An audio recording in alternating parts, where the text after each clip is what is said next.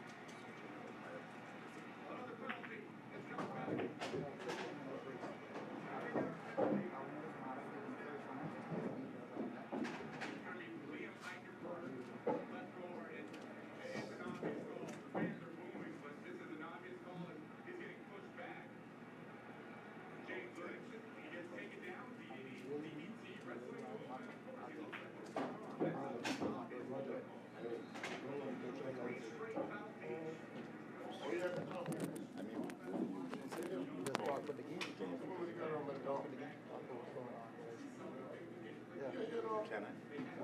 Hey, hold on. One minute. Let me say what else. Let's go ahead.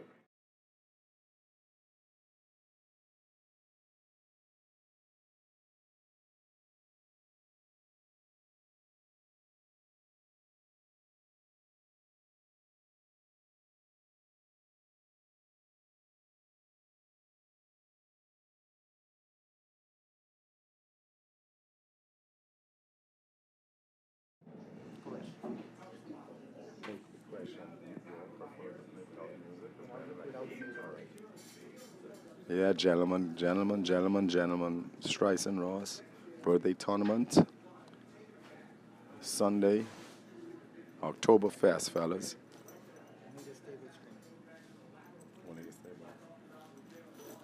Welcome all. Under the tutelage of Gino, number one player in the league right now, affording me the opportunity to get my John Madden stuff going on. But on the lead table, we have Harold. He's attempting the shot. Great shot. And he's playing Miko in round one.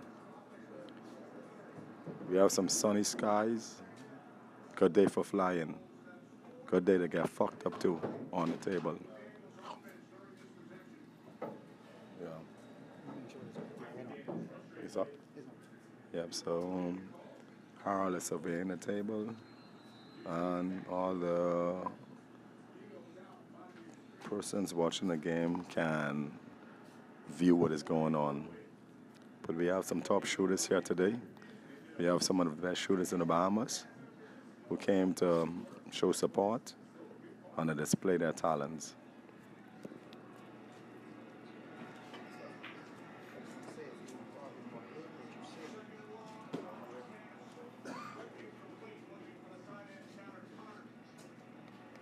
I'm trying not to talk too loud. No, that's good. That's good. That's what I'm saying. If you want to hear what you're saying, like, how you here's or how I this, put this one in there, and you could actually hear it. It's like a 1 second delay, but you can hear it. Is it good to have a lull between, or you prefer to continually commentate when you're doing it? You could continuously do it, but if not, then it is what it is. What do you think from your perspective? Could I I find that that's continuous talking. Easy to very easy to get to. That luxury power.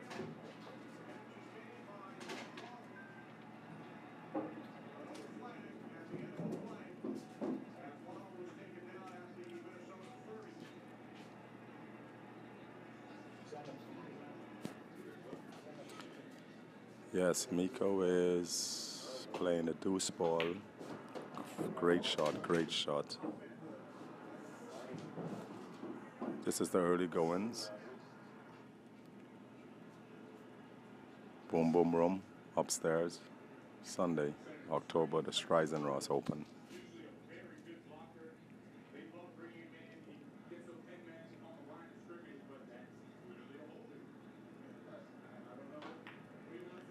Fantastic.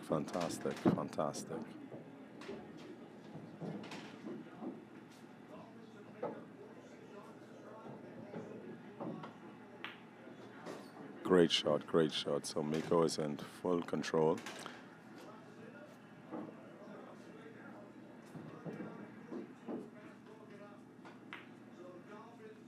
Excellent shooting. Oh, he got tight on the 8 ball.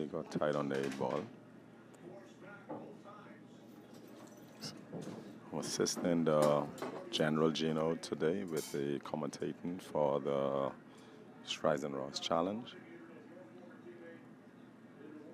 Miko is trying a kick shot for the 8 in the side. Let's see how it goes.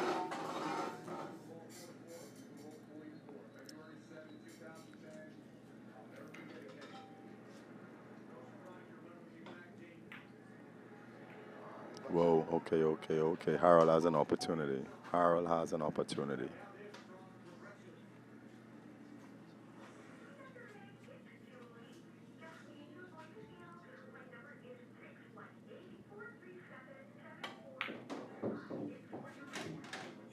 opts to play the long ball.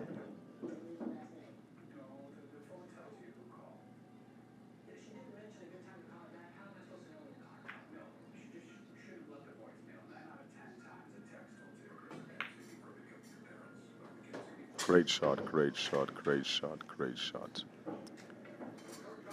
Harold has one over Meeks. Wrong one.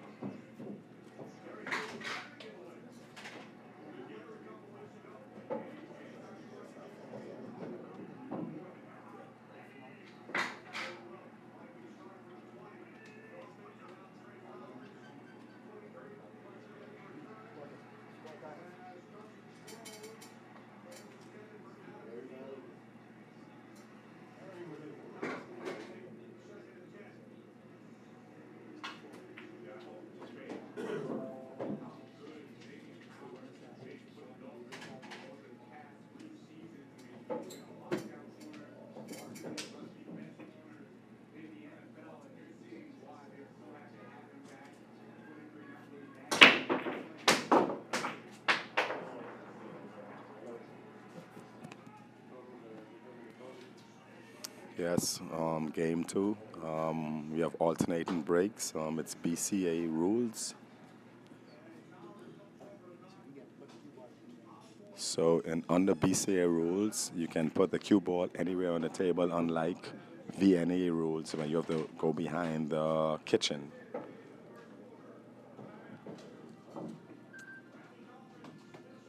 We have another game going on the other table, but this table here is the one that is highlighted, and the one which is in the forecast, and the one which is live stream. But we have Aussie and Mr. Todd on the table next door, and it's a tight game. I will give the scores on the other table, but the main table will be the one where the commentary lies.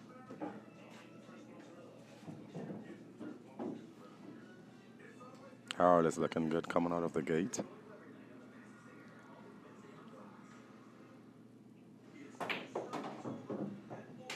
Aussie just made a marvelous shot to put himself in position perhaps to win the game on the table 2 at the Boom Boom Room.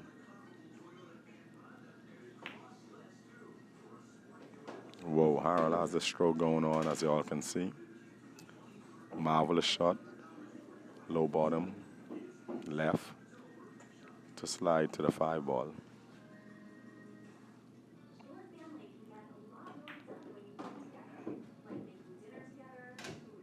Great shooting today thus far, fellas. Great shooting so far. Aussie just made a marvelous shot on the adjacent table to put himself in position to win his first game against Mr. Todd.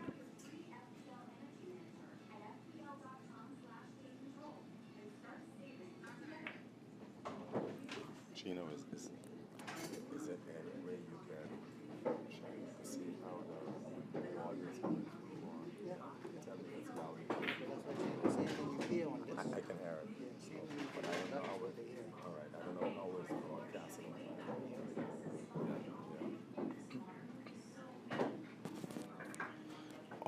Aussie is the victor of game 1 against Mr. Todd. So they're playing game 2 now. Marvelous shooting, Aussie. Marvelous shooting.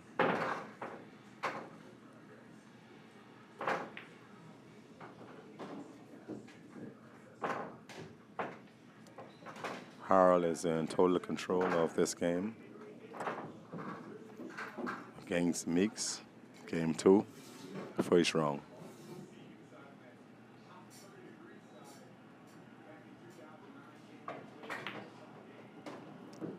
Fabulous shot to the corner pocket. Let's see what he does on a 7. Let's see what he does on a 7.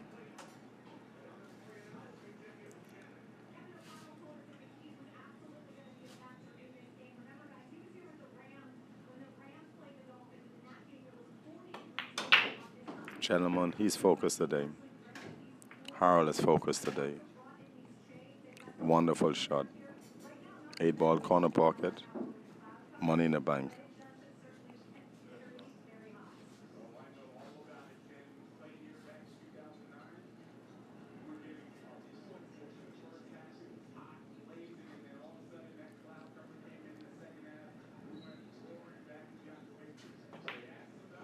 Harold goes 2-0 with an ERO against Meeks in the game 2. Wonderful shooting, wonderful shooting. Table 2, Aussie is with Mr. Todd, and they're just in a preliminary round of their match. Aussie has control of the table now. He's shooting very well. Aussie shooting very well. Once again, under the tutelage of Mr. Gino General, we're bringing you all the Streisund Ross Invitational Oktoberfest by the Boom Boom Room. Some top shooters in the house. The vibe is calm, collective, and very, very serious, very professional. Some big boys in the house today, fellas. Some big boys in the house.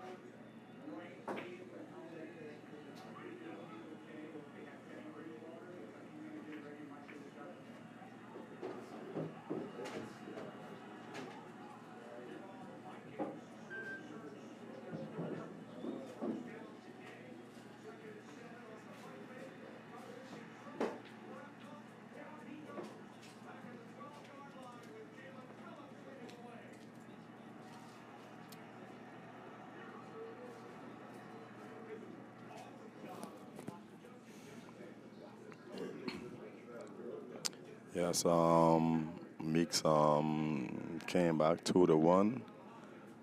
This is the last game. Harl is surveying the table. Some fabulous pool these guys shooting today, gentlemen. Some fabulous pool these guys shooting today. Great, great, great, great, great shot. This is the nail biter now. This is the nail biter. Which shot does he choose now?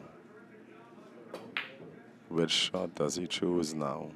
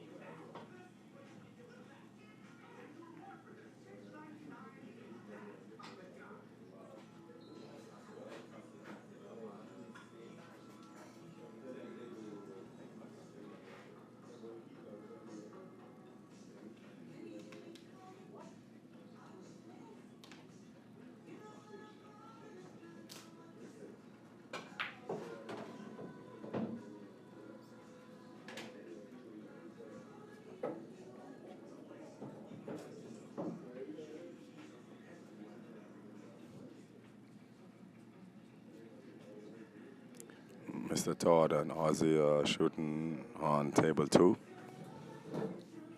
Mr. Todd is in total control in this game right here.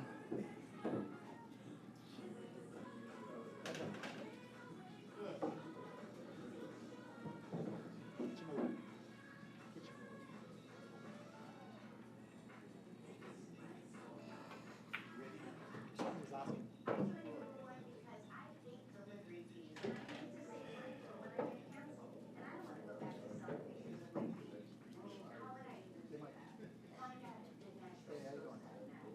you doing? Hey, you got me? Hold on one sec. Hold on one sec. You got me? Hey, you can hear me? Hello?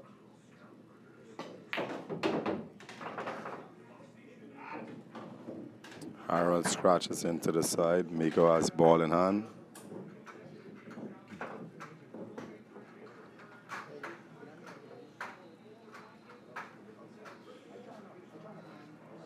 Miko is going for the win. Horrible, horrible, horrible. Bad luck for Harold on the scratch.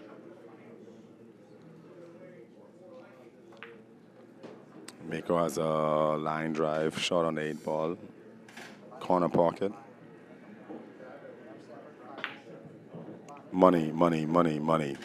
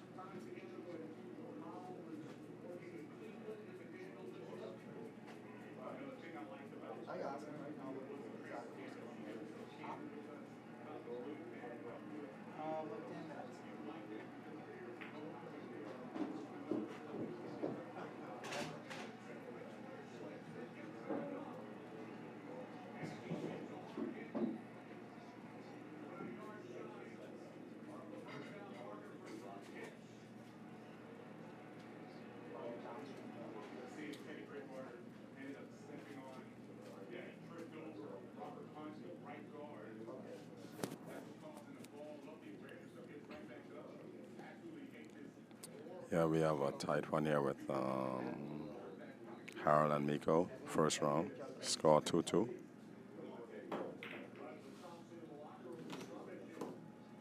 But that's what they're saying. Once Miko to shoot. 5. Back from 2011.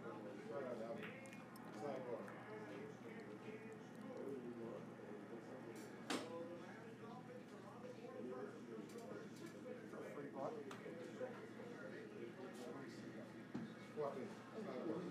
Hold on. I did see a spreadsheet. I thought that was downstream. I thought that was upstream.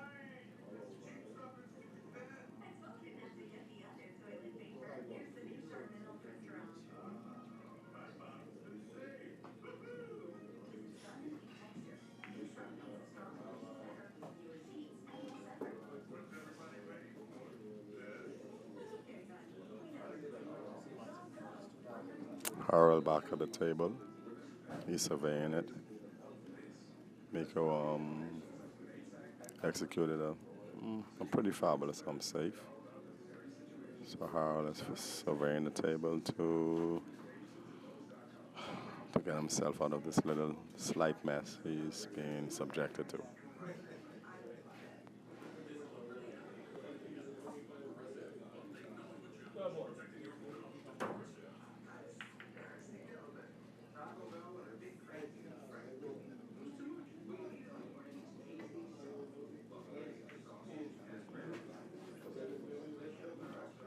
It's Miko to shoot now, so let's see how it goes from here.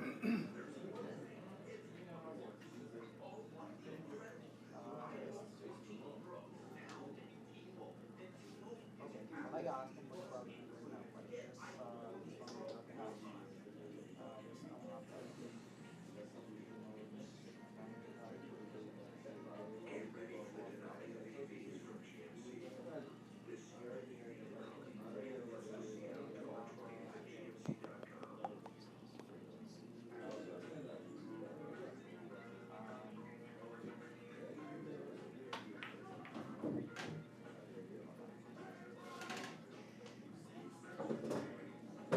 Yeah, Miko has an opportunity here. Let's see what he does with it. Good shot, very good shot. Yeah, once again, we had the Streisund Ross Open. Boom, boom, boom.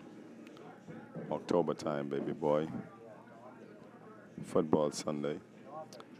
Yeah, on the sidelines, we're watching the Baltimore Ravens play the New York Giants, and those rusty-ass, fake-ass Miami Dolphins trying to do their thing against the Minnesota Vikings. Yup. Oh, fabulous shot, Miko. Fabulous fucking shot, Miko. Fabulous. Yeah, Miko pulled it out. Miko is looking good. Miko is fucking looking good, gentlemen. He's looking good.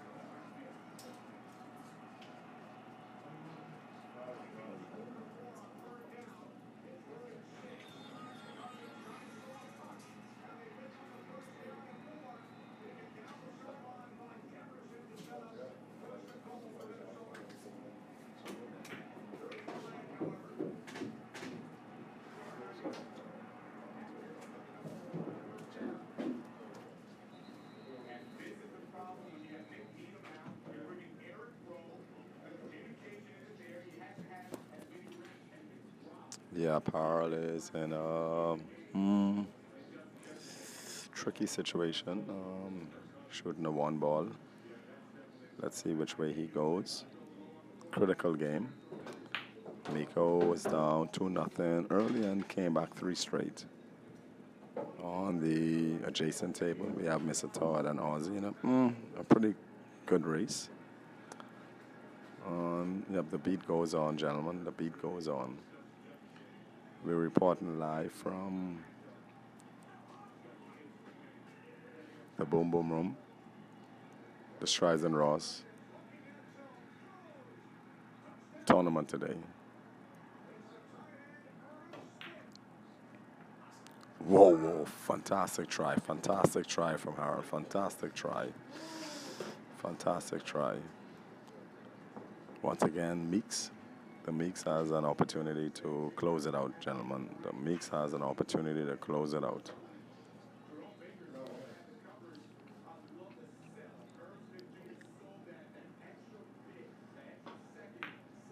The Meeks has an opportunity to close it out, gentlemen. Great shot by the Meeks. Great fucking shot.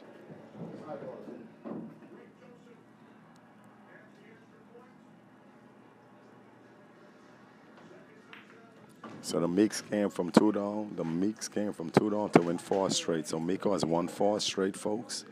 Four straight in fabulous fashion, gentlemen, in fabulous fashion. You're doing an awesome job.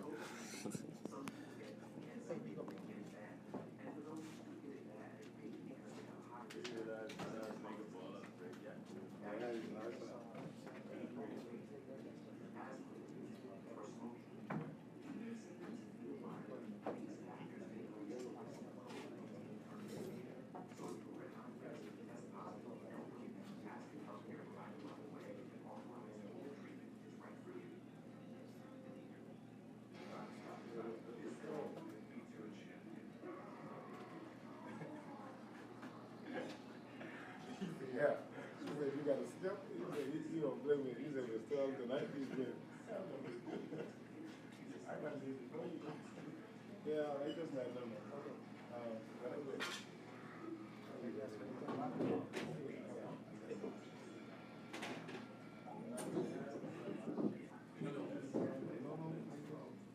Cargill and Jerome. What I'm saying is,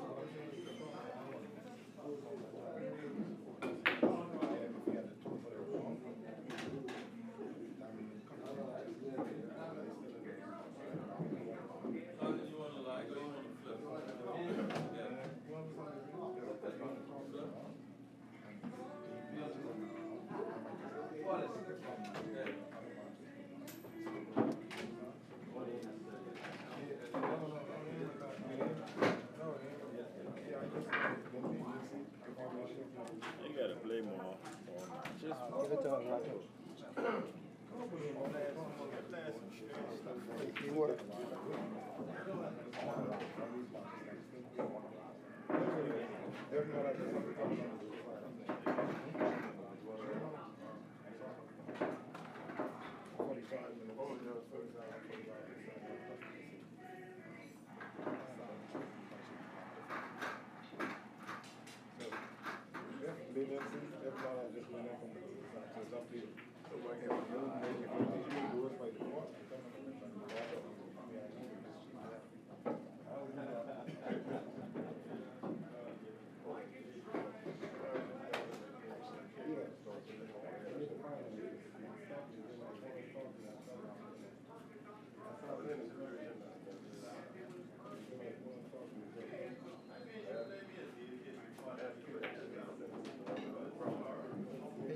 Jack Cargill, when y'all if y'all win a game, just come over here and press +1 by your name. If y'all win a game, just come over here and press plus by your name. Plus or plus. Just does it? Yeah.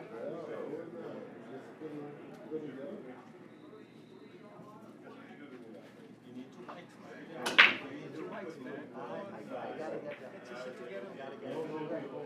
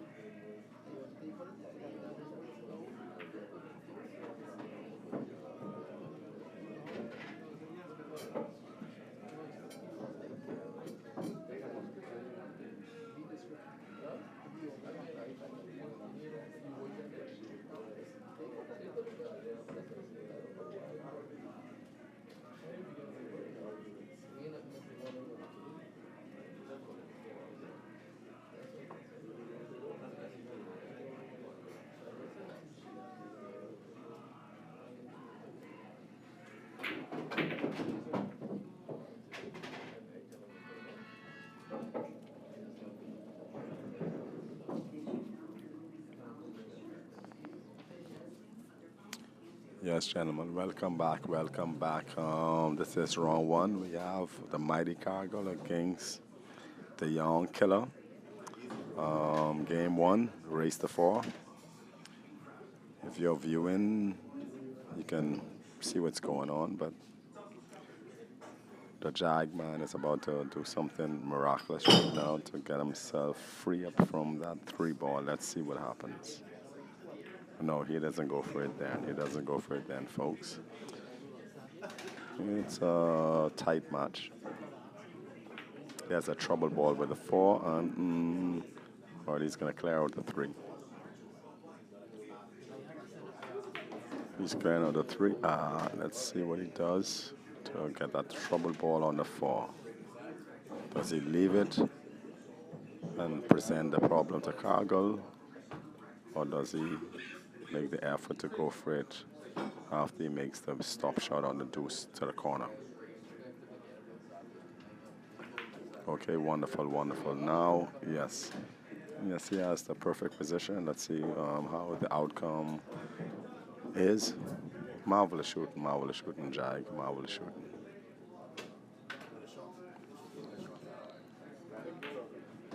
Oh, fantastic, fantastic, totally fantastic shooting. World-class shooting right there by Jag. World-class shooting, gentlemen.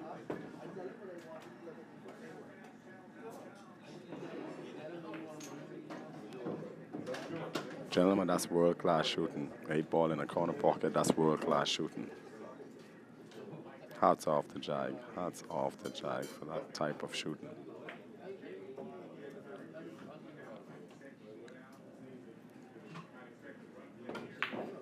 Wonderful shooting, fantastic shooting. Jag goes up 1-0. On table two, it's not forecast on the live stream, but we still have Ozzy and Mr. Todd in a tight battle. Yeah, Jag made a fantastic shot just now to go up 1-0. We have Mr. Todd and Ozzy in a furious battle on table two. Yeah, we have a star-studded crowd. We have Mr. Pat in the place. You know, I think Pat leads the league in EROs, if I'm unsure. Excuse me, Gino. I'm on the record because I don't want to be incorrect. But Gino does. Mr. Pat leads the league in EROs. Does he lead the league in EROs? Pat. Well, I think it's between Pat and Duran. So we have a star-studded crowd in the pool world here. We have everyone who's probably seeing this live stream understand what's going on. But we have some really great shooters here. We have the Eliminators are always live. We have Nassau Best in the building. We have Roger from the Faking Bad Boys. With this Streisund Ross. We have Froley in the building. Ozzy. We have Jag. We have Mr. Todd. We have Pat. We have Peter. Peter is live in the building. We have Cargill. Yeah, it's some good shooting coming on today, gentlemen. Some good shooting. We have the Meeks, the Mighty Meeks. So, yeah, we have some good shooters in the building. This is a star-studded day. Let's see how it all works itself out. But, yeah, I'm gentlemen, if you all ain't familiar with my voice, Gino's giving me some tutelage, so I'm trying to John Madden this thing for a second. All right, here we go, Jag. Here we go.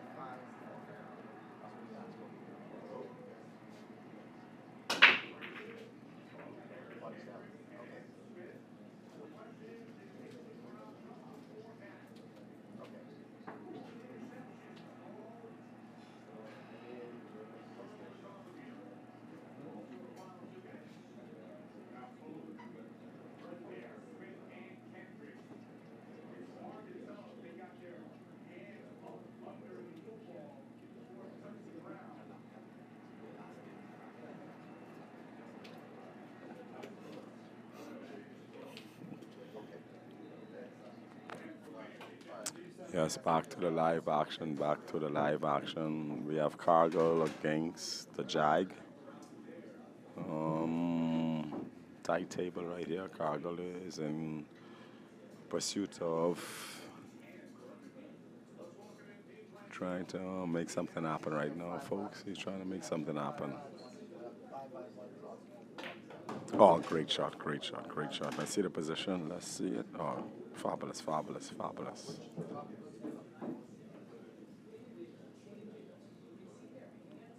Yeah, we have some world-class shooters shooting here. We have Jag from the Eliminators facing Cargill from the Bad Boys. So, you know, there's a lot of bad blood in this. So it's a lot at stake. But we have the race to 4, first round. Cargill versus Jag, and Jag is up 1-0, gentlemen, 1-0. Things are looking good, though. Things are looking awesome right now. Great shooting. On the opposing table, we still have Mr. Todd and Ozzy in a tight race. Tight race. Good shot, Cargill. Good shot. I think he has something on the side. He can work from here. Let's see what he does. But Ozzy and Mr. Todd on the table, which doesn't have the live stream. Ozzy and Mr. Todd are in totally tight race. Ozzy is playing that safe game like we know he plays. But he's shooting some very good pool, Mr. Todd. We all know what Mr. Todd does. Like he's the consummate pro. Cargill has left himself in it's not a conundrum, nonetheless. He has to try to work himself out of this situation because of the 8 ball more than anything else. Let's see what he does.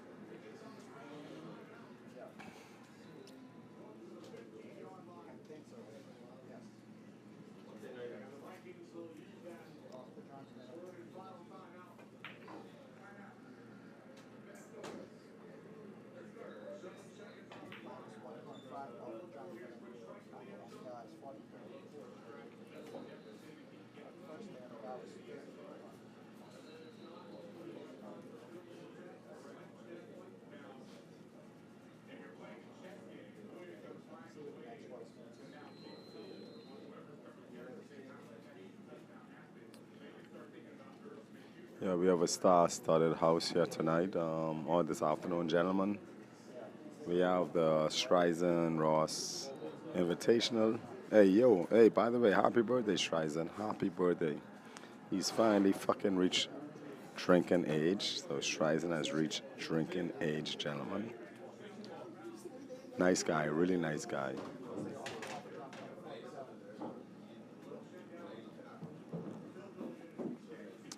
Yeah, so Jag and Cargill are in. Yeah, it's a pretty tight table. Pretty tight table.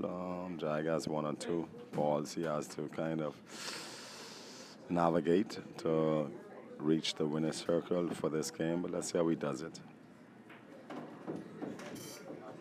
Let's see how he does it.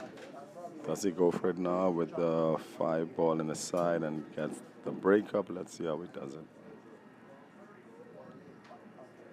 Or is he going to be more conservative? Take the 3, stop it, then go down. Let's see what he does.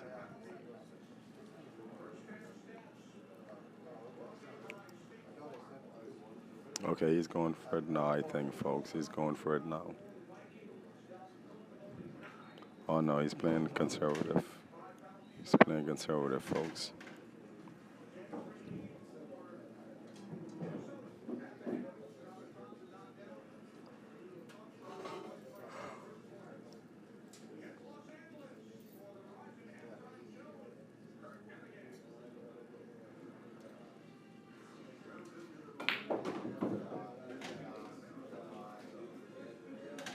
Oh, fabulous, fabulous shot. Sometimes you don't see it. These guys are so good you don't see it, gentlemen. You don't see it sometimes, but awesome, awesome, great shot. Excellent shot.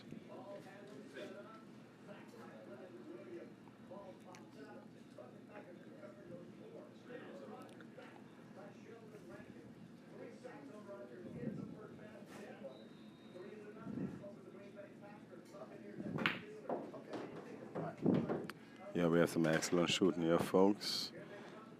Jag is on the 3 ball. He has the 1 and the 8 to finish the show. Let's see how he does it. All you guys who are top shooters, how would you navigate this shot? That's the question. How would you navigate this shot? Would you slide it back, 1 cushion, or you do 2 cushion? How would you navigate it for the 1 ball? Okay, he opts for the 2 cushion, and perfect, perfect, perfect.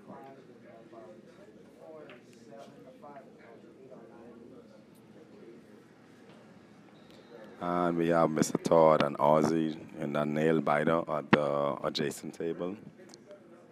Great game, great game, great game, great game. Ozzy shooting his brand of pool, and Mr. Todd is the consummate pro.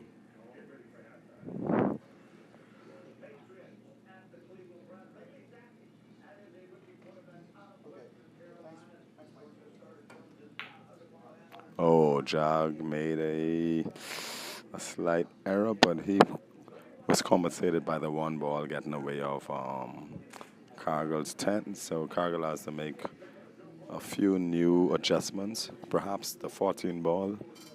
But let's see what Cargill opts to do. Yep, great game, great game.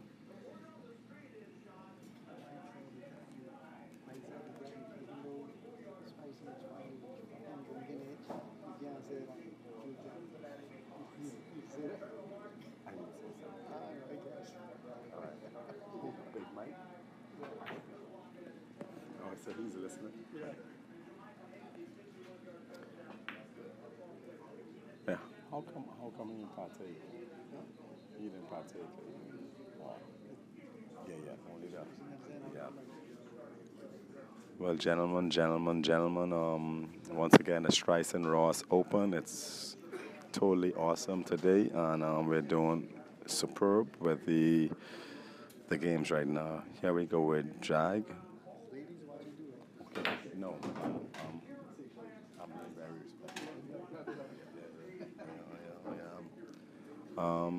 I'm sitting in under the tutelage of Gino General. They eliminated his live stream champion. And wonderful, wonderful game going on with Jag and Cargill.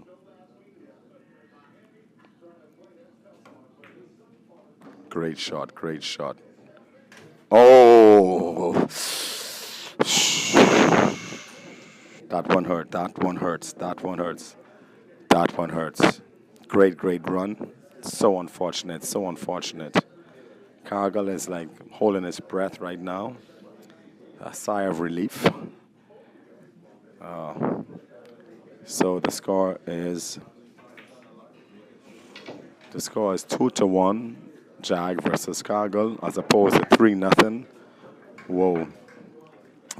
That was a nail biter and great shooting by Jag. Unfortunately, unfortunate error, scratching aside.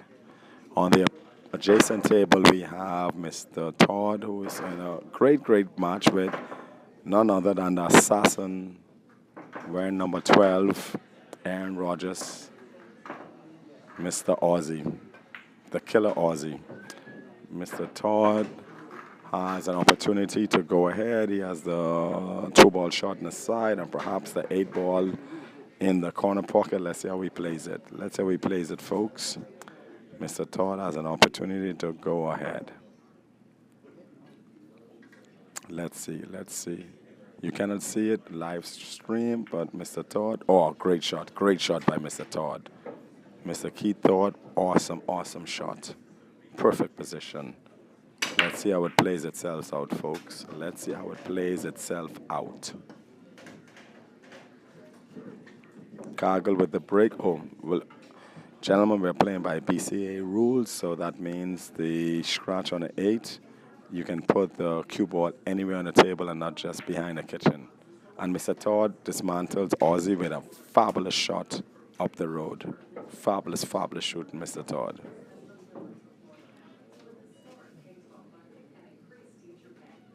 Hey, Gino. Gino.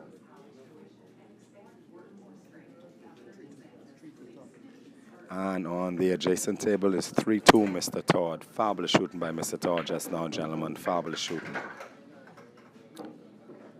On the main table, we have Jag versus Cargill, and obviously, you know, these guys, there's a lot of bad blood. It's the bad boys versus eliminators. Whenever they face each other, it's always going to be bad boys versus eliminators. They're focused on their shooting. They're focused on their shooting. Jag has that look of blood in his eyes. He wants a rebound from that horrible, horrible, unfortunate error in the previous game. The score is 2-1. Jag over Cargill. Fabulous shot. He's shooting fabulously, gentlemen. Fabulous shooting by Jag.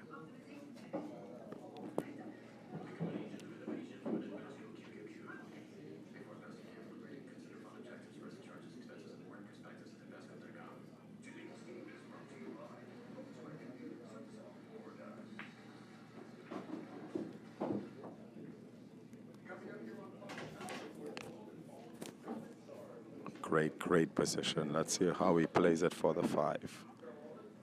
Let's see how he plays it. Can he clear the 11 to get a super great position?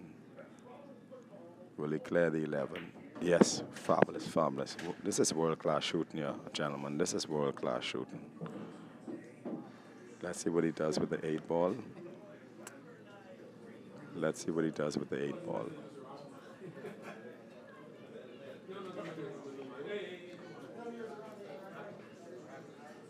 Let's see what he does with the 8 ball.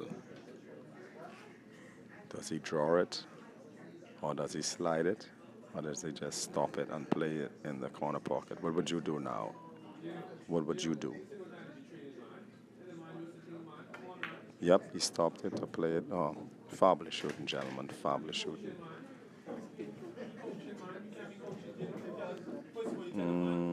Unfortunately, he can't be in a situation if he doesn't shoot it correctly. Let's see if he doesn't make this error again. Does he make the error again? Great. Oh, he makes the error again. I saw it coming, folks. I saw it coming. I saw it coming. I saw it coming, gentlemen. I saw it coming.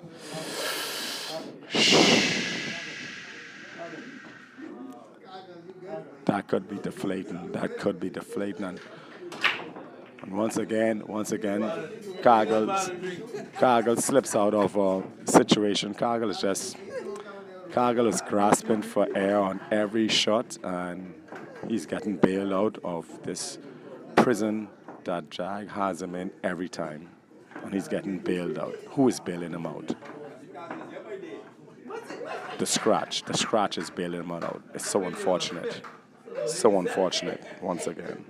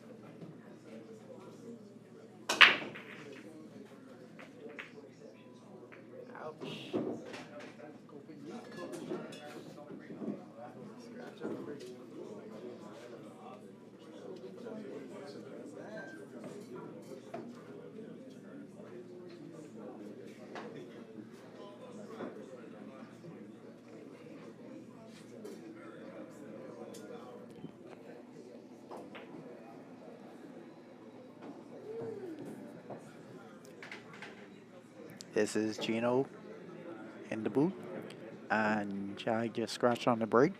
I've not seen this kind of luck since Koping Chung, the semifinals of the U.S. Open.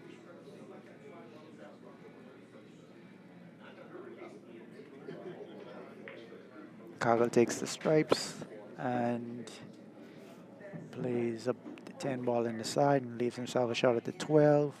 It's going to be going one rail back to the middle of the table for maybe the 9. He hits it pretty hard. And he either has a shot on the 14 in the corner or the 15 in the side pocket. Looks like he's playing the 15 in the side.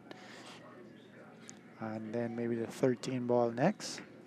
But he clipped the 14 and did not catch a rail. Not sure if Jerome saw that or not. Kaggle is not going to give that up unless he calls it. So he didn't see it. I assume that he didn't see it because he is still flustered over losing those last 2 games inadvertently. Called the 5 in the corner. It's jacked up a bit. And try to draw to the rail. Back out for the 4. And he had a little bit of spin on that ball. Came to the top rail. Just looking at the combination 3-7.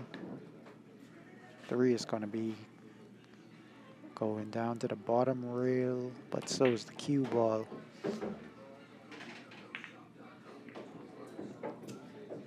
So he still has a shot on the 3. 1 ball is also on the bottom rail. 2 ball is currently in a bad position right now. I think he only has a bank on the 2. Let's see what he does with this 3.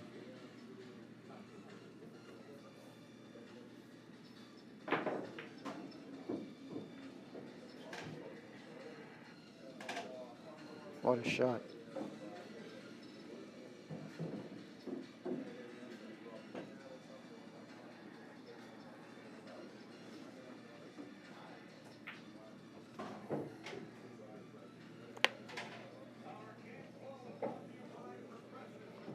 Jack calls the 1.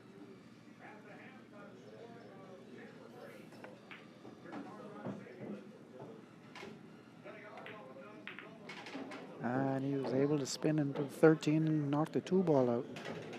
Excellent shot.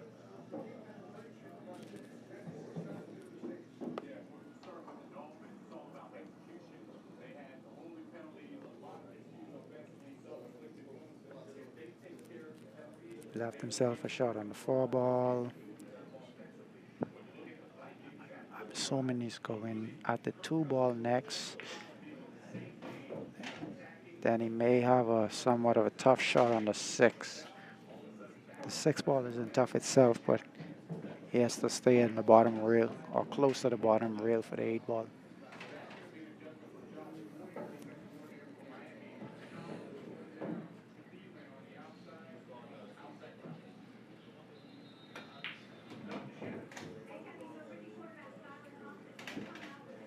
He may decide to just draw past the 8. Play the 8 ball in the same pocket. But of course you're going to have to watch out to not get trapped behind the 9 ball. Trying to hold it, he missed the 6 ball.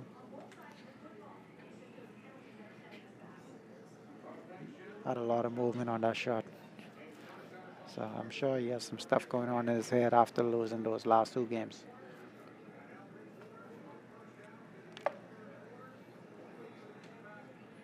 Kaggle's going to take a quick break and leave Jerome some time to think about what he just did. He's got to get out of his own head at this point. And I will be right back.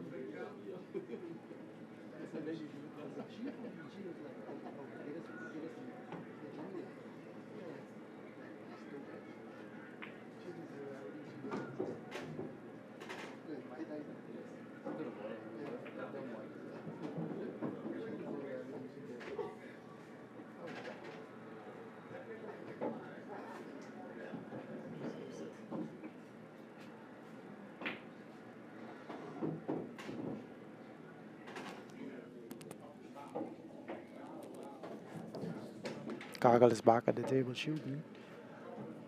He has left himself really close to the 11 ball. Calling 11 in the corner. Should get pretty good on this. It's going to have some speed. And he's good. He has an angle on the 15. Just needs to roll back out. A little bit of draw. Roll back out for the 9 ball. Stroke was pretty quick just now, but it's good on the 9. Let's come out 1 reel for the 8 ball in the same pocket. And you gotta not get behind the 8, behind the 6. It looks like he can see it.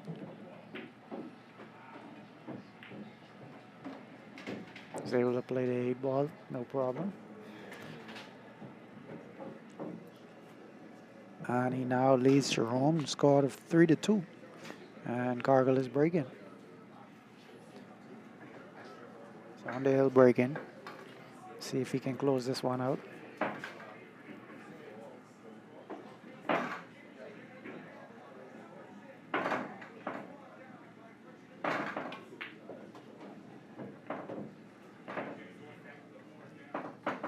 And on the second table, score is 3-2. Keith Todd is on the 8 ball.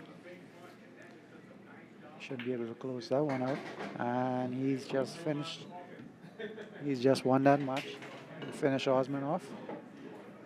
It's a good win for Mr. Todd. Cargill is back to breaking.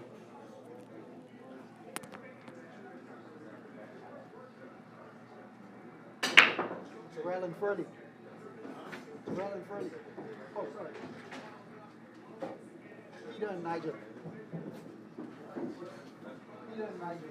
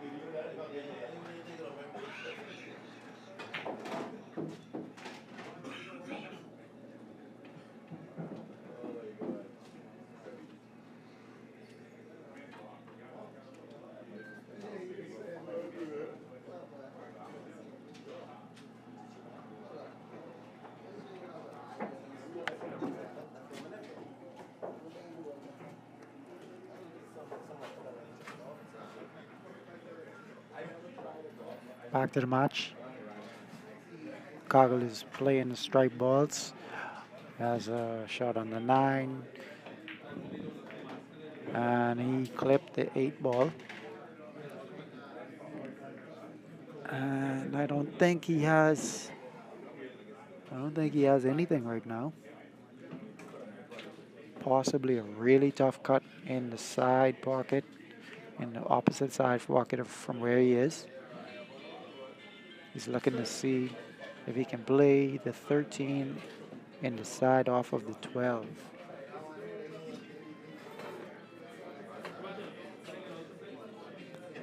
I don't know if that actually plays.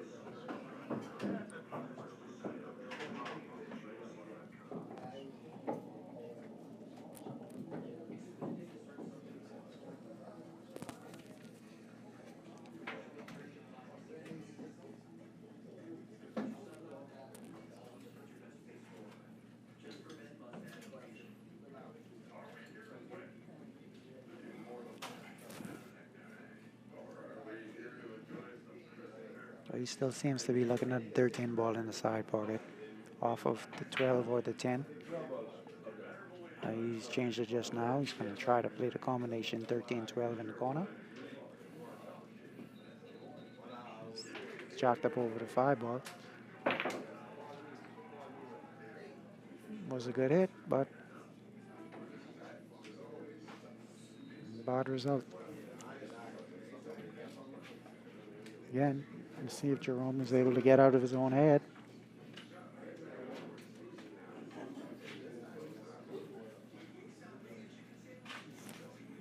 He has a couple balls in the middle of the table. It's going to need some attention. 6 ball plays in the top right.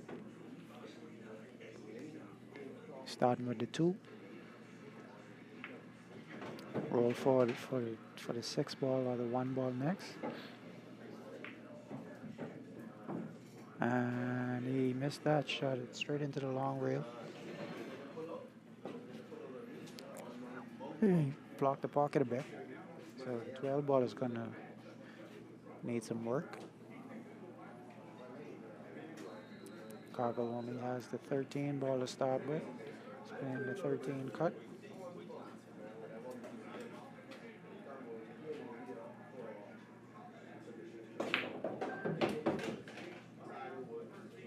That was no problem.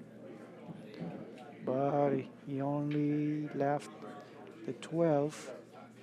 He's looking to play the bank.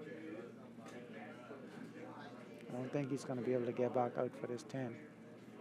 10 only goes in the side pocket.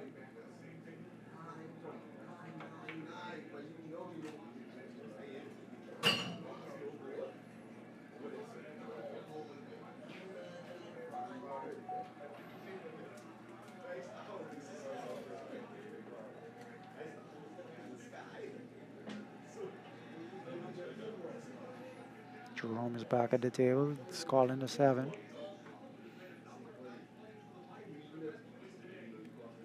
May just try to draw this a bit for the 2 ball.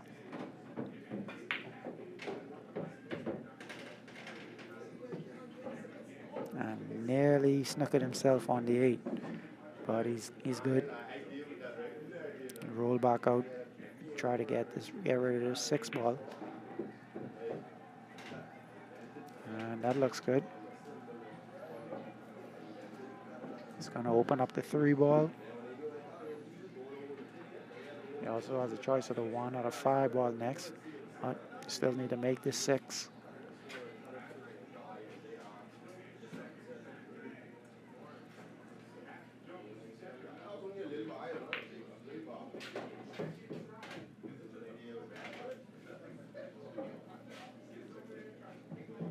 He may have been playing for the 5 ball next, but it's going to be over the top of the 10.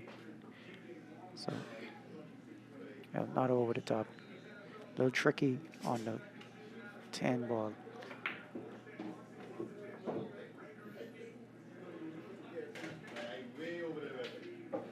He's looking at 3, but he ended up on the wrong side of the 3. Would be going away. I'd play the 1 ball next, then the 3 ball in the corner, 4 in the bottom, 4 in the top right, and the 8 in the side.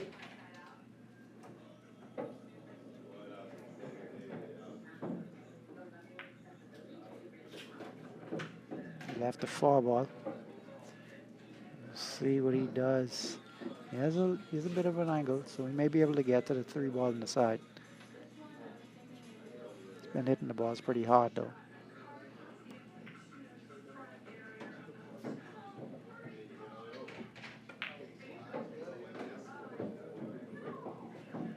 Been a little bit higher on the cue ball. It'd have been perfect on the 3 in the side. Would have been an easy finish. Now he has a tough 3 ball. This ball is missable. Where's the cue ball going?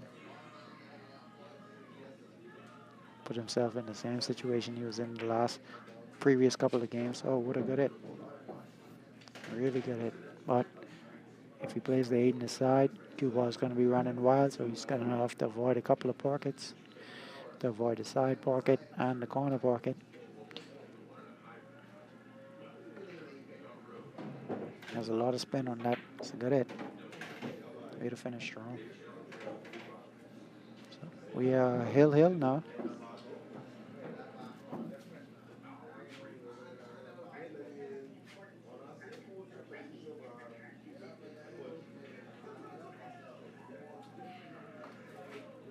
First hill game of the stream. Jack is in control because he has the break.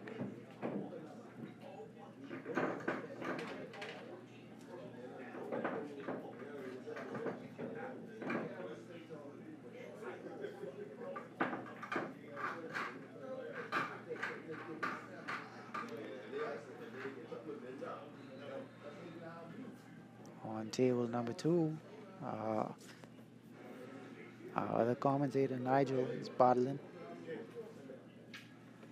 Take a quick break and I'll be right back.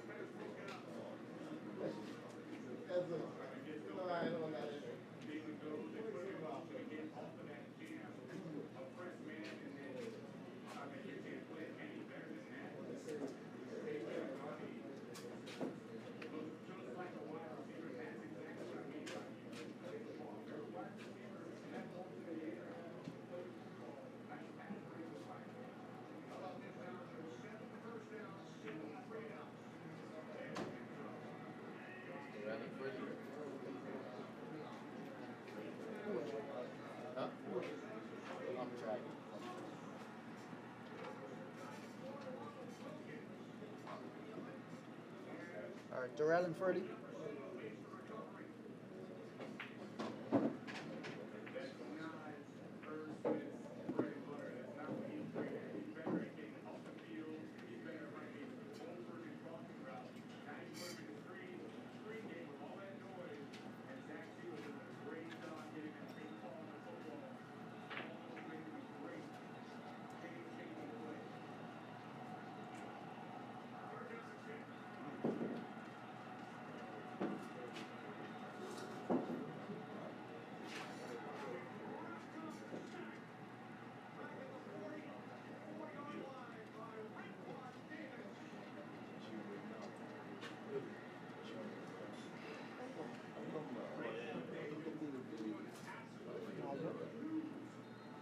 So when I had to play with them, they added Nigel before things started.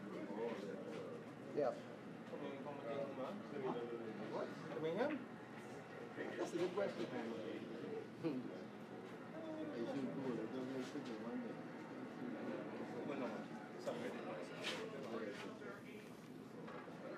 Hey, after you win a game, just come here and hit +1. Hit plus. Furley.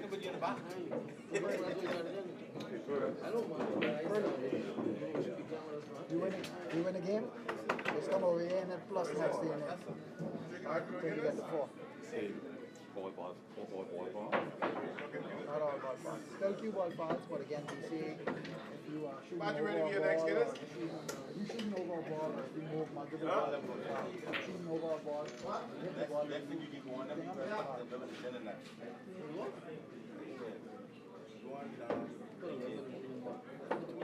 Hey, get that shit off that.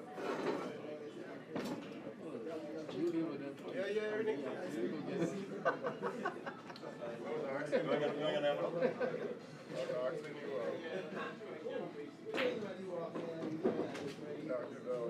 Yeah, man.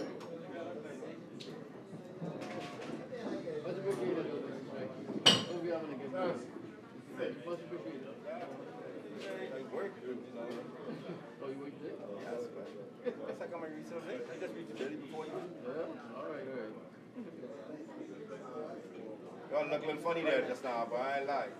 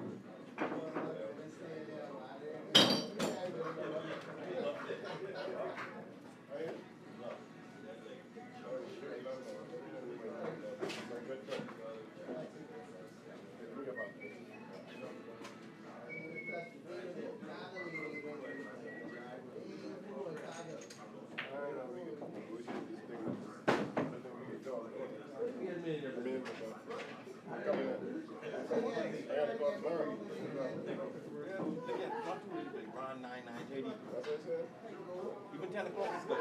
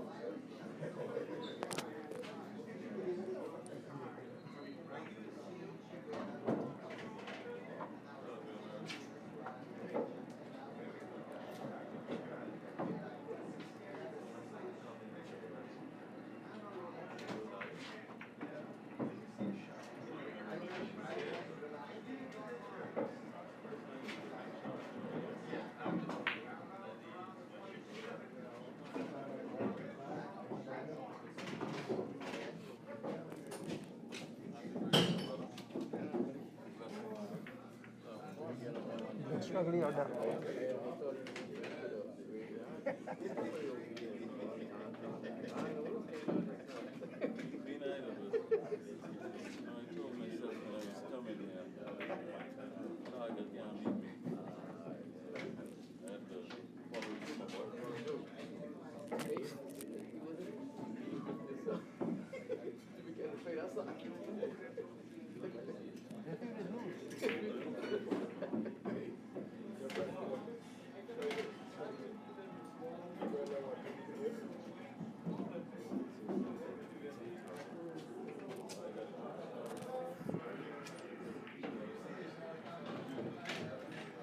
Back on table one, we have a new game. At the table right now is Terrell, and his opponent is Furlando. And I believe that this is the first game.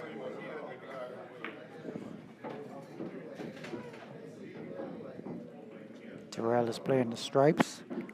He's left the 11 and 10 ball as key balls.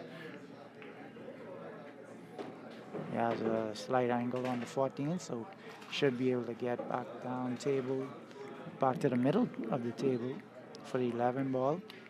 Just needs to be somewhat straight on the 11 or on the right side.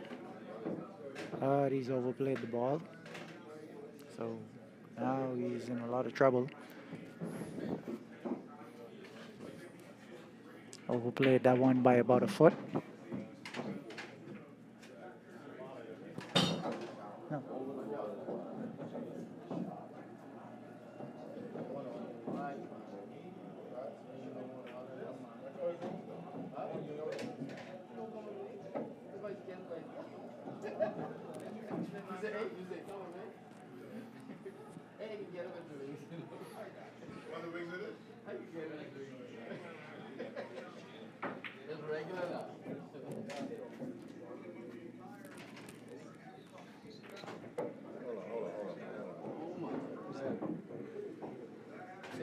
Say what you want. It's Eugene.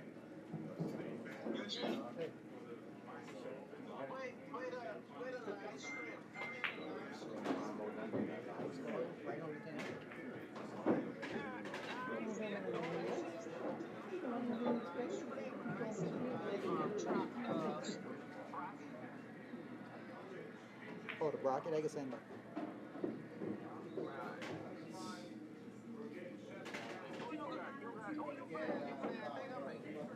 Oh, go ahead.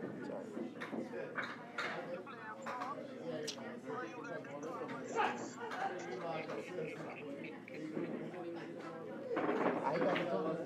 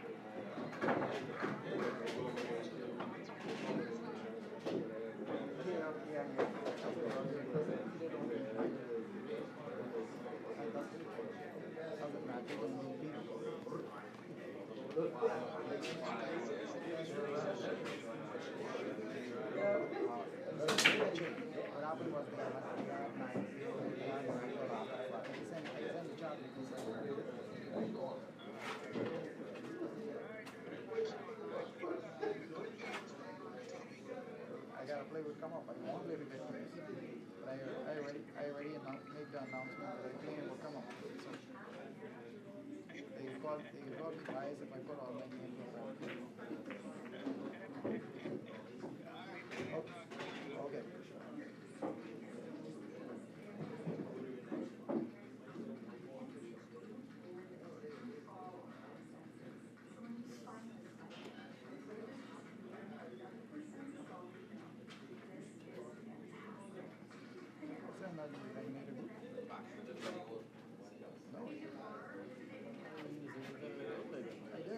I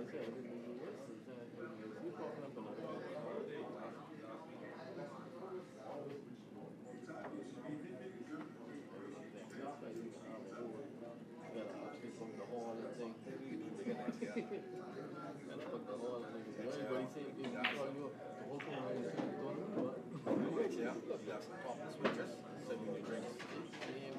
What is it? Topless waitress, send me the drinks in bikinis. See you, right? No, Next year. Tonight they might have tops on. That might be an option. Depending on you. Hey, watch over the VIP last That maybe we can It take was a down big that VIP lounge. I think we need to screen out that door. Yeah, We can bump them right out we're there. already sealed up. Yeah, it looks like that much, right? Yeah. I looked last night. Over there already sealed up. Let me see the one. They got the whole door plaster. Oh, you We mean should on rent the them other for, side? we should talk and we plan it and we could rent them for one night. Give us one night for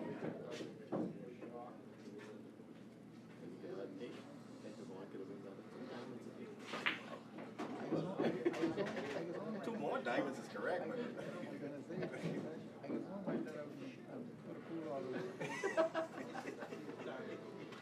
As Roger, I get your police. Yeah, we made a right. Sir, you're the chair. So, could you please shut please down? lock that.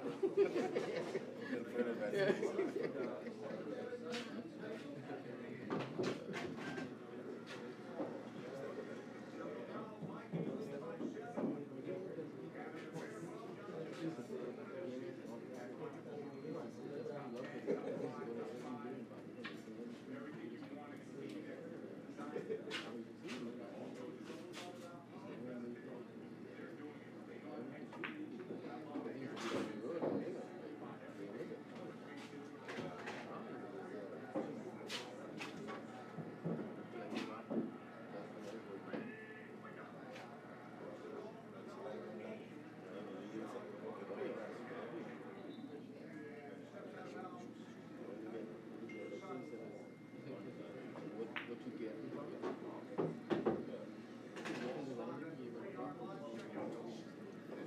No, he's can't do it. You only know who is there.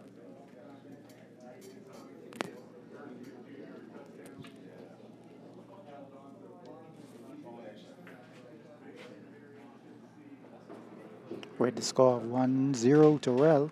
Terrell is back at the table. He is running stripes, but he's hooked himself behind the 7. He has 2 balls left to play.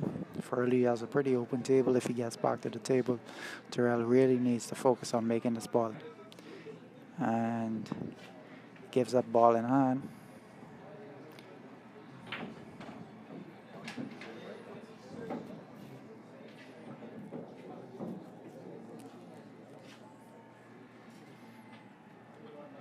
See if he can figure this one out. 8 ball is in the middle of the table.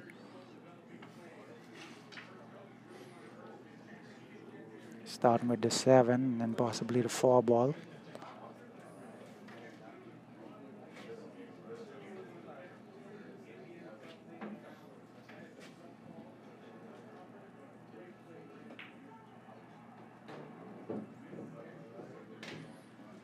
I'm not sure how much of the pocket that 9 was actually blocking.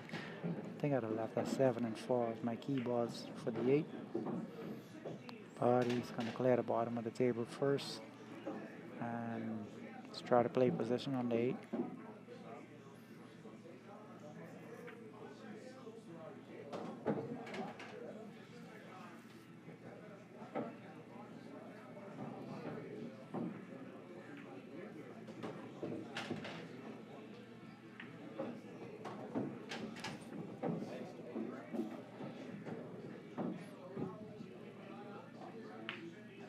Just needs an angle on the 6 ball. Didn't leave much, but he does have an angle. May want to follow this to the 2nd rail. Spin back out to the middle for the 8. Put a lot of spin on that, and he really overplayed it. Doesn't have a pocket now. He has to create something.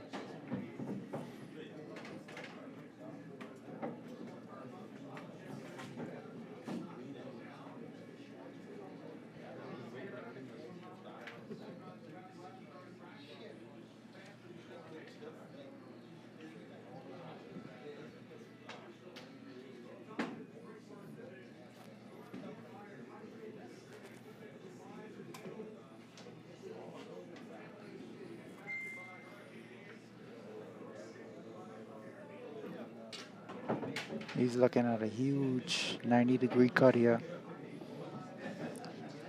His and 90 is pretty close.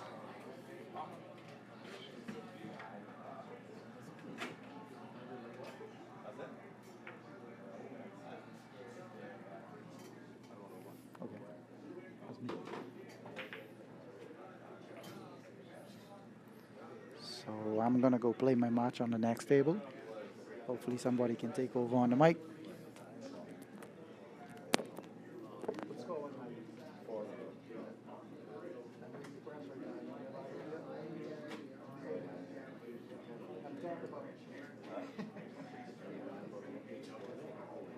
Short now, right? Yeah. I'll deal with it. But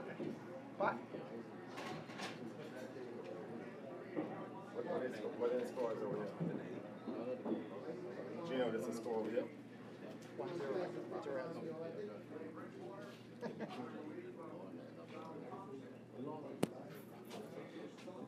Yeah, Jen's back to action. Oh, yeah, Terrell missed that one. Yeah, Peter dismantled Nige on the adjacent table. Yep. Yeah,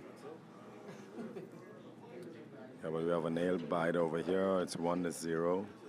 Froley is going to go for the win. Yeah, Froley wins this one. So it's 1-1 on the mainstream, live stream, 1-1. Froley won that one.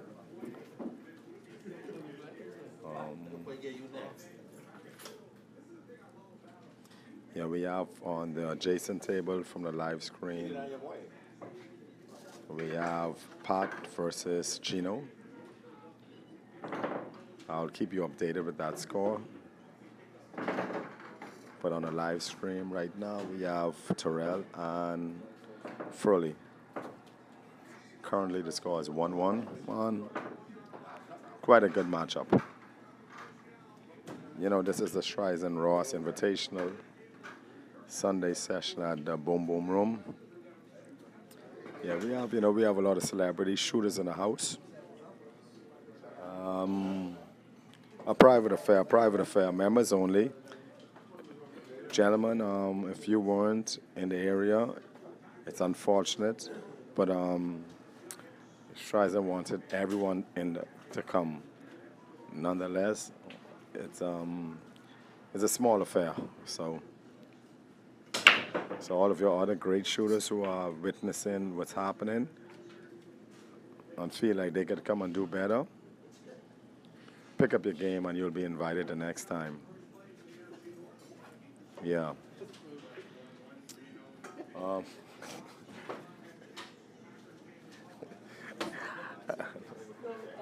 And no apologies.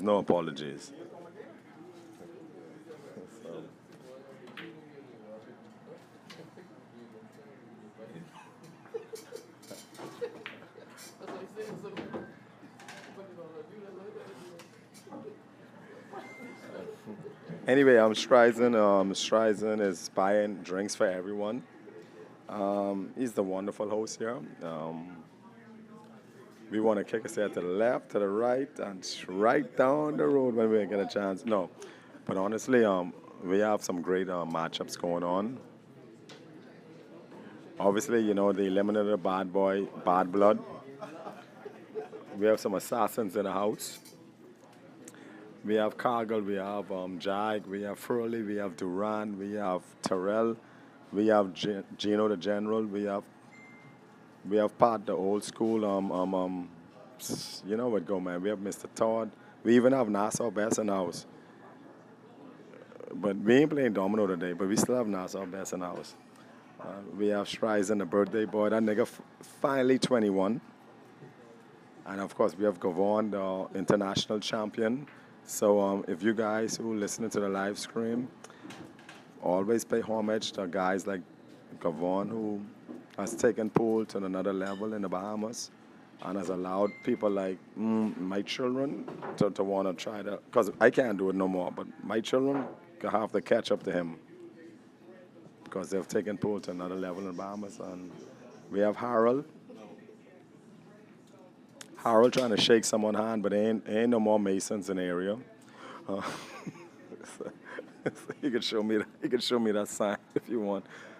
But anyway, we have Furley and Terrell in a serious match.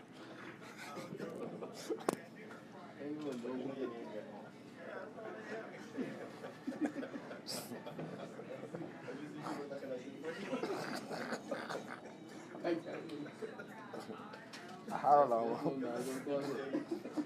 tries to see when you shake his hand and show him that sign. Don't show that to Nassau Bears. Anyway. All right. Anyway, back to the live streaming. Terrell and Furley on the main stage. We have on the adjacent table. We have, of course, General Gino versus the old-timer Pat. So we'll see how that goes. On the sidelines, Duran is patiently waiting. Peter just dismantled his opponent. Jag and Cargill are waiting the second round. Nassau Bears is there. Yeah, we have a lot of games left, gentlemen. A lot of games left.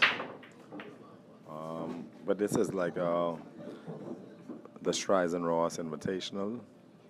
We're going to do this every year, by the way. Everybody going to do the Streisund Ross Invitational. So to qualify, you guys have to just be good.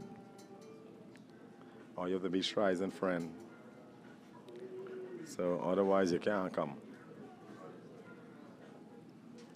So, but no, for the most part, that's just jokes. That's just jokes. There's a lot of great shooters out there who weren't in the vicinity, and this is going to turn out well. I think the winner of this tournament could acclaim himself one of the better shooters overall, top 5 perhaps in the Bahamas, because some really good shooters out here today. Some really, really good shooters. And whoever listened to this live podcast, this live stream, if you're a hater, you could attest that some of the great shooters. Yeah. So.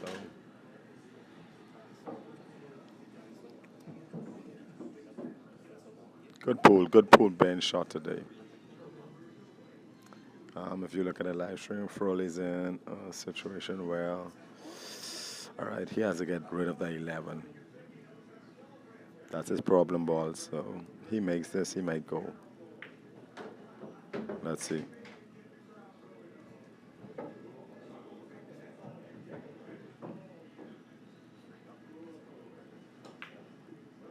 Oh, I mean, the 6th ball, I mean, shit. So, Tarella's out now. Tarella's an out now.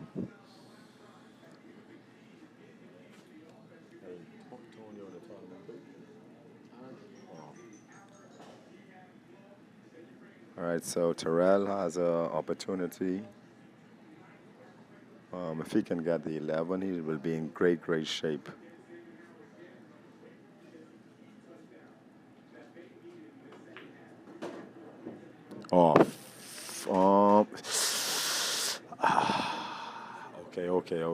Okay. Roger Major is serving people food. Yeah, but by the way, let me give I'll give a quick shout out to the Boom Boom Room. It's located in Centerville upstairs. 2 of the nicest tables in the Bahamas. Yeah, some nice diamond tables. So let me say, I'll call Major. I don't know if I can give him a promotion.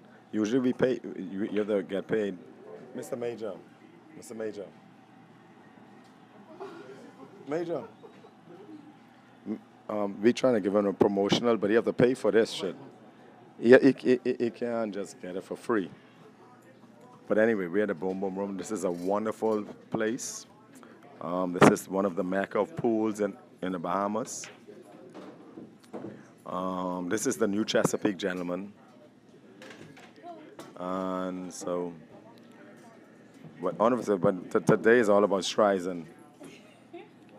Streisund trying to act like he ain't age a day. But like wonderful, like Streisund. Hey G, how you doing? Anyway, Streisund. Would you like to say anything to the people who are watching this podcast, this live stream? Because this is all about you today. Yeah, if I say anything, I sanction everything that you just said.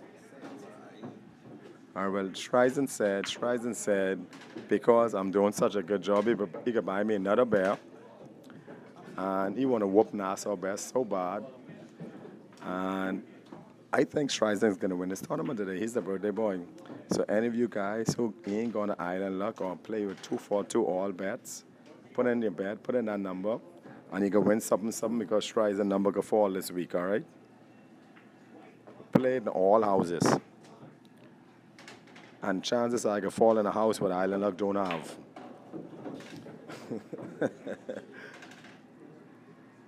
We have Tonio. Tonio just come in area. All right. If you're looking at the live stream, Furley's going for the win. Furley's going for the win. He's a hell of a shooter, trust me. That's automatic. Chalk that one up for Furley. Chalk that one up for Furley. He's an awesome shooter. He's an awesome shooter. On the other side, we have Pat versus Gino. Psst. That looks like an ERO. I don't know whose way. Nassau best. Who win that one? Pat? Well, Pat, you know, I don't know. Pat think this is a league. This ain't a league. But Pat is chalking more EROs like it's like no tomorrow. Maybe we have to put 2 extra balls on the table when Pat shoots. Because he's the ERO king. I've never seen a guy make this much EROs just nonchalantly. I think that for Streisund, everyone have to give him $5.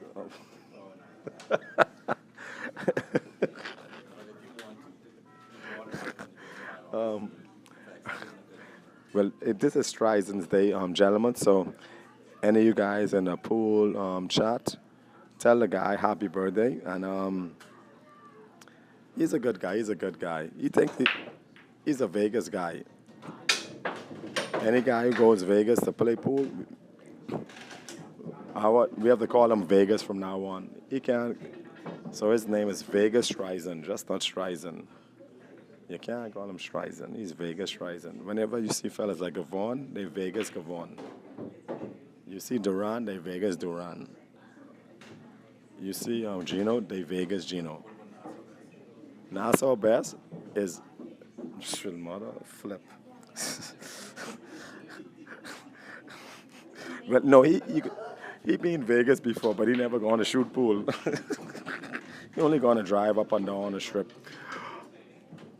But anyway, but the fellas who've gone up, the fellas who's gone Nassau best, like I'm all right. You could call him Vegas best. Nassau, we could call you Vegas best. He said his name changed from Nassau best to Vegas best. He said if all of these guys gone Vegas all this time, he would have come back with a championship like Gavon and Dario. And I believe him. Nassau best. Best. I tell him on the live stream, if you'd have gone Vegas as much time as these fellas, you'd have come back with a championship. Only Dario and Gavon. If Nassau best had gone Vegas, he would have won 10 championship. Streisund is only good play slots and stuff. No. Just anyway. All right, back to the main thing. We have Furley look like he's going for the dead blow. Pat and Gino 1-0. Pat.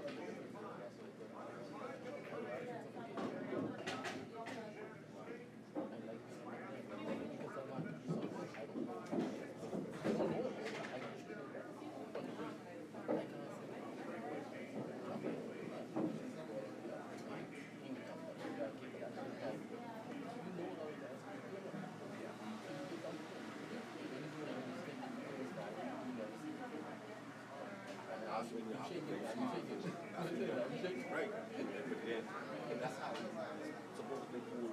All the freaking time. Alright, you know.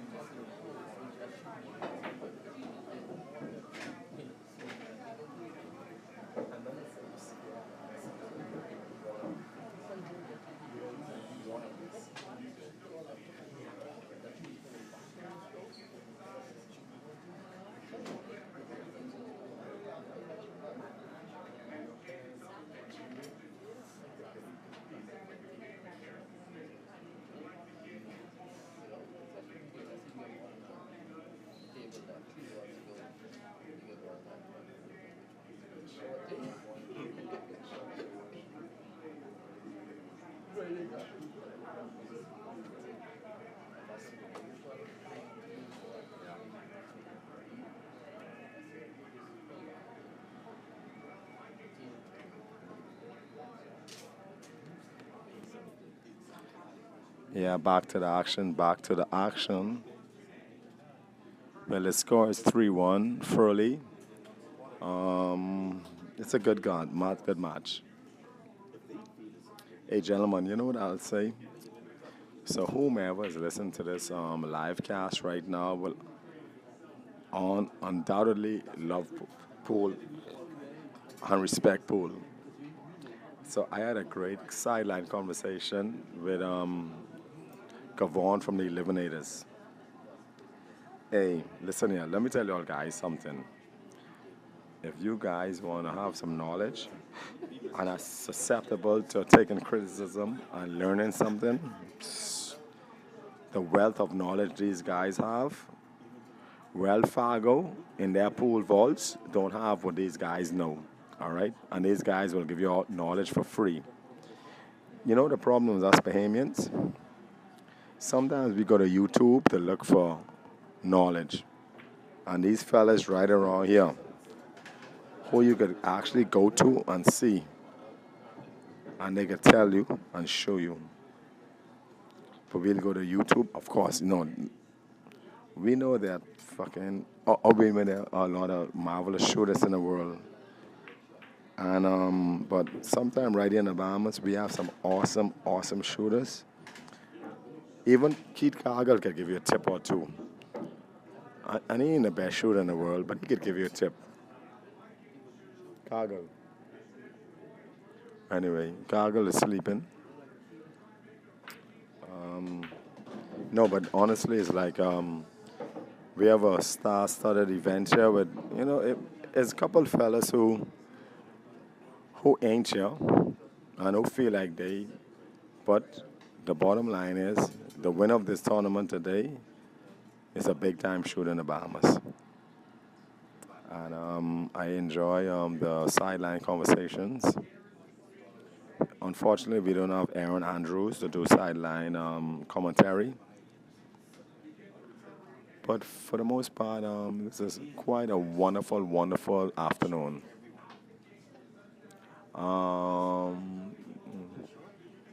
But back to the action. The action is nice. We have some nice action going on. All right. When Froley get focused and he bear down, Focus he's a dangerous person. And anyone who have shooting Froley over the years, in any aspect, whether it's league or where's a little transaction of a couple of pesos, you all know you better bring your game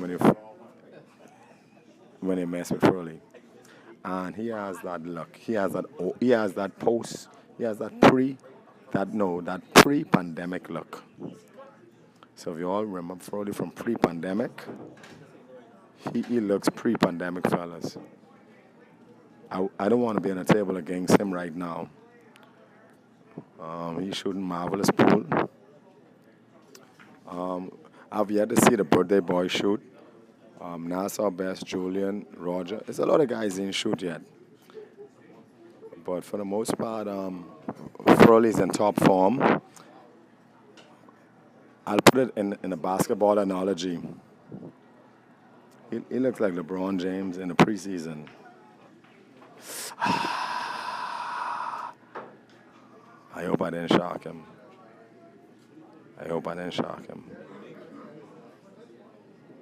I doubt he heard me, but that's a tough miss.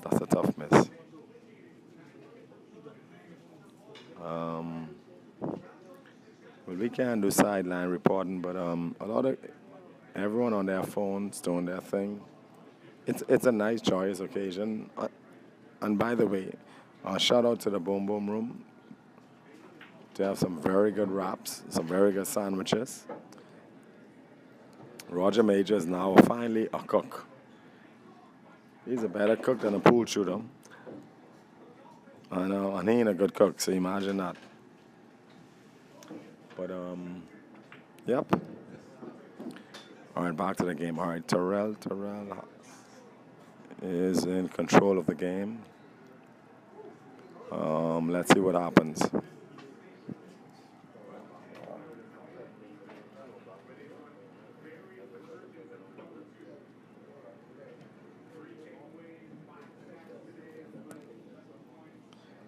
Well, on the adjacent table, we have Gino versus, of course, Mr. Pat, the old timer.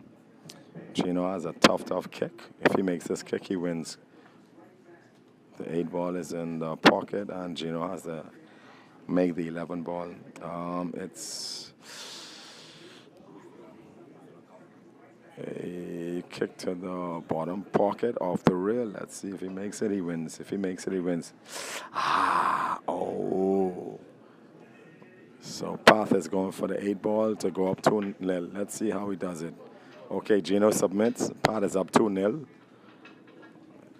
We call him old time ERO Pat. From now on, you have to call him ERO Pat.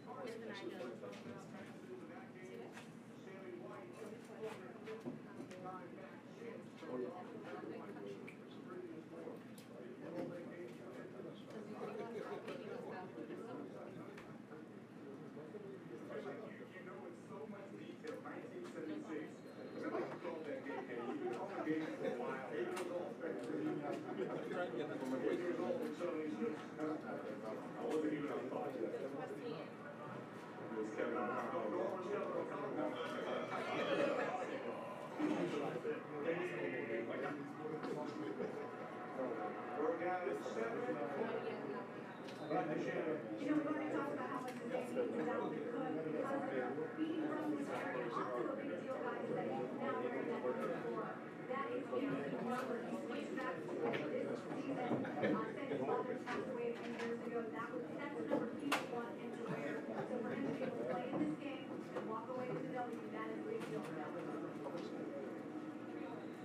huge play here in the fourth quarter. Thanks, Shannon, the 53-yard touchdown run.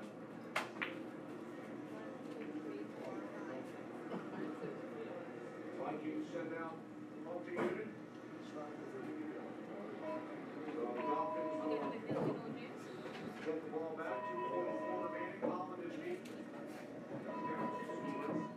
One timeout and a 2-minute warning.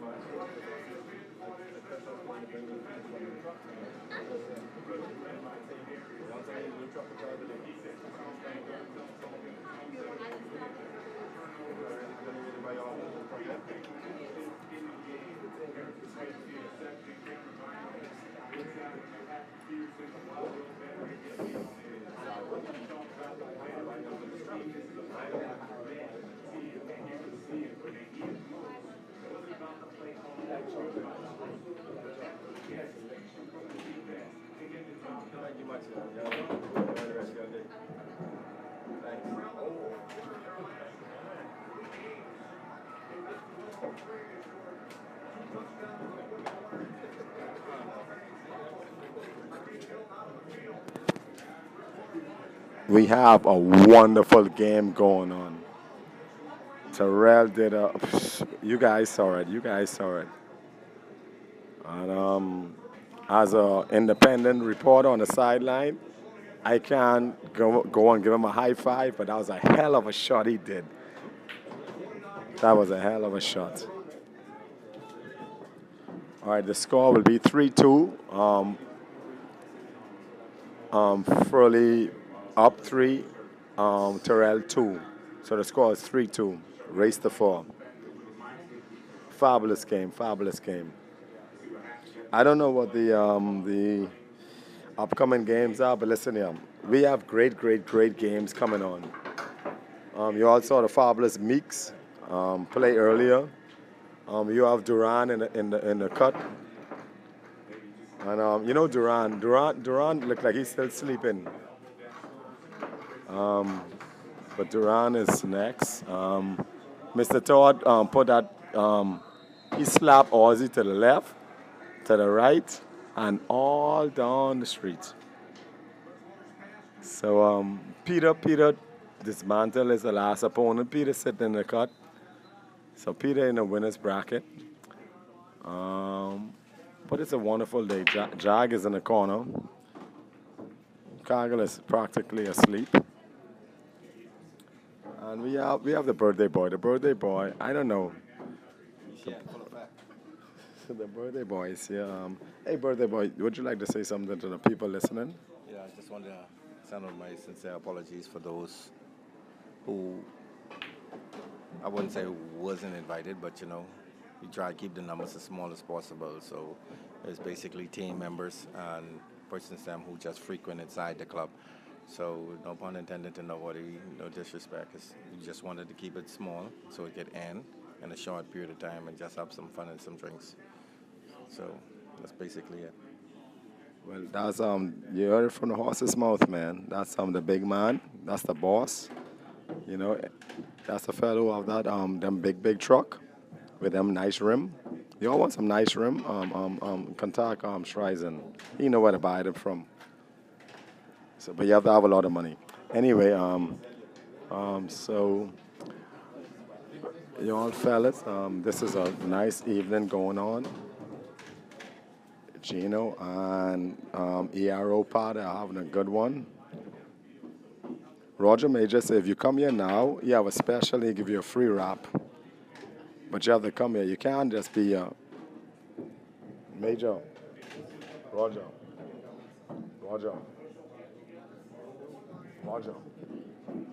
Major.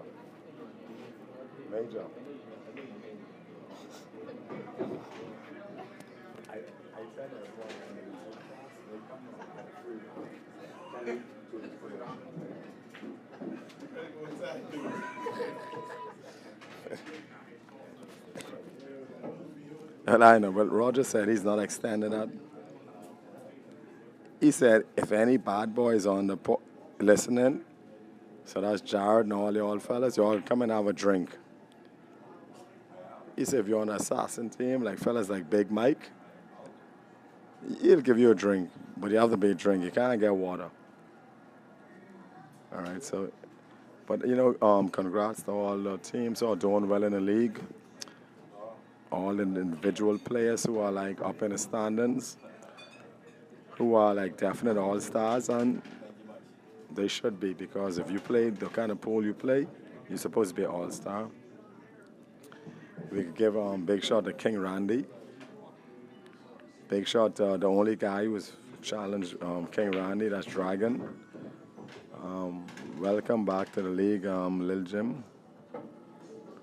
Even though you need glasses. Okay, we're having fun today. We're having fun. This is a wonderful day, and all right, Gino, it looks like he's going for the win right now. Let's see. 2 ball. Ah! Let's see. All right, he gave himself a tough position. But any shot makeable for Gino. Oh, Terrell is kicking ass. Oh, sorry, shoots. Sorry, YouTube, forgive me. Yes, this is a PG rated. This is a G-rated show, and we want to keep it that way. We are broadcasting live from the Bahamas. And this is like, some good shooting. We have General Gino, who we have to applaud him greatly. Any of you guys, drop a like and a subscription. And understand that Gino does this, and he's done this for a long time, and he's assisted pool in the Bahamas to go to a whole another level. Yeah, he's innovative, like the Eliminators in general.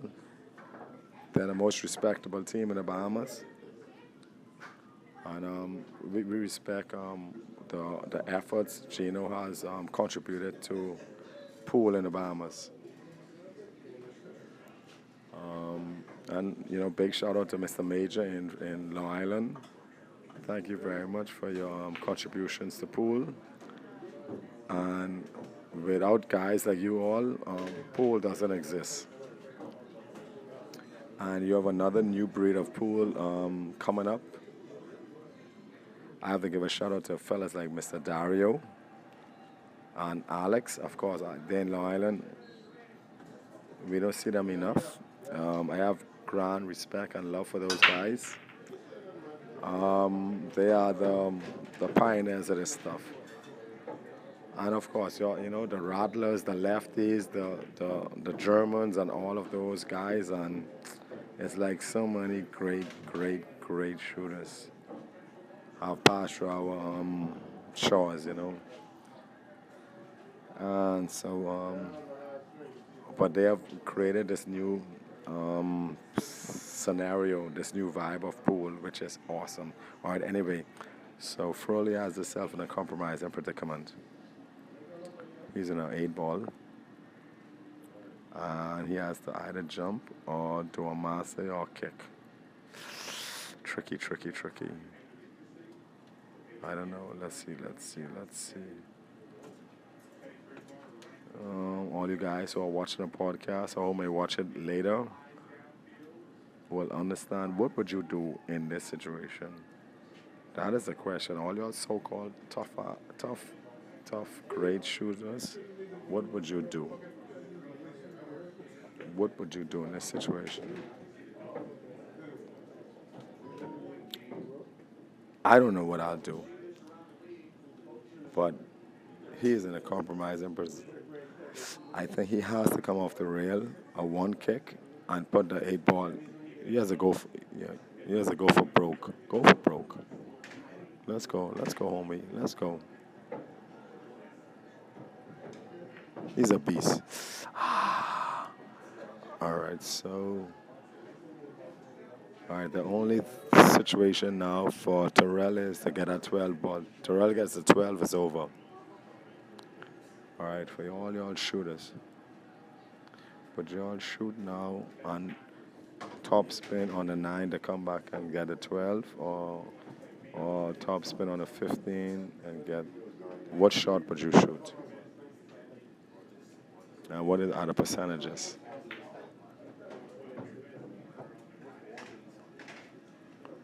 I would say you go for it now. You gotta go for it now. So you have to shoot the. Oh, okay. I see what he's doing. Okay. He's gonna save it for last. But I'm wondering if he should come off the 15 inside English, a little high spin,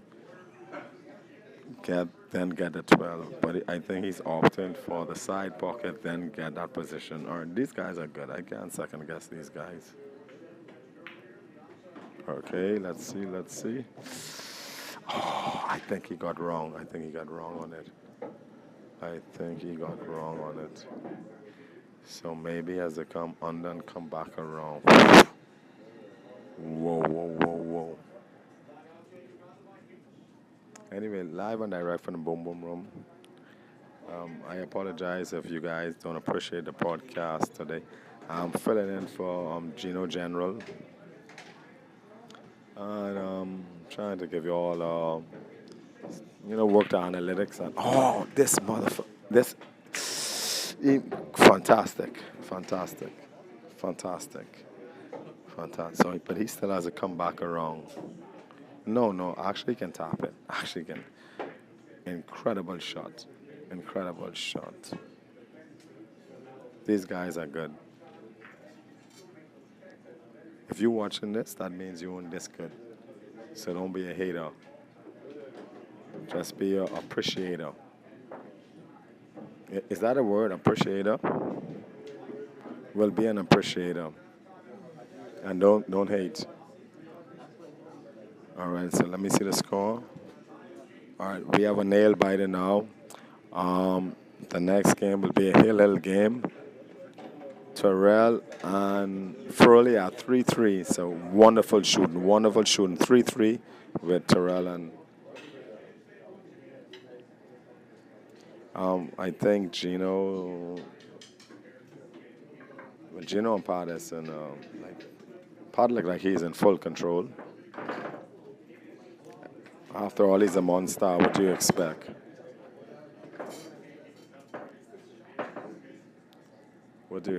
Top teams in the league, the Eliminators, Monsters, Bad Boys.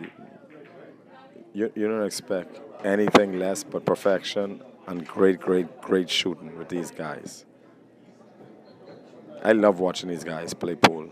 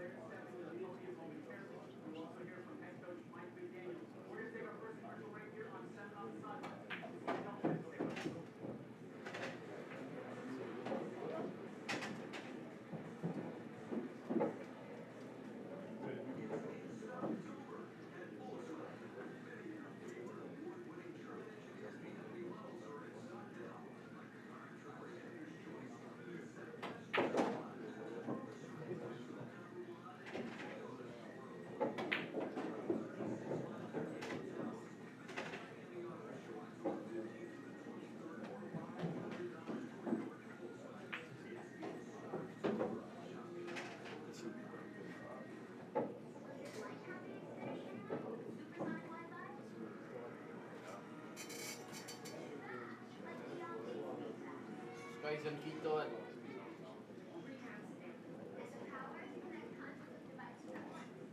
Keaton. Keaton. Yun, Streisund.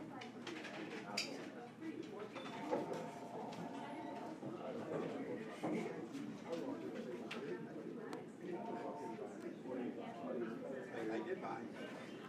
Buy a fucking nut.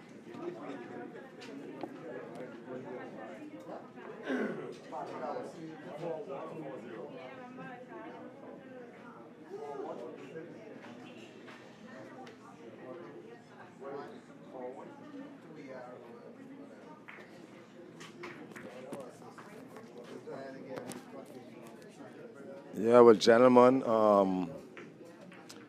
ERO Pat did a number on Gino General.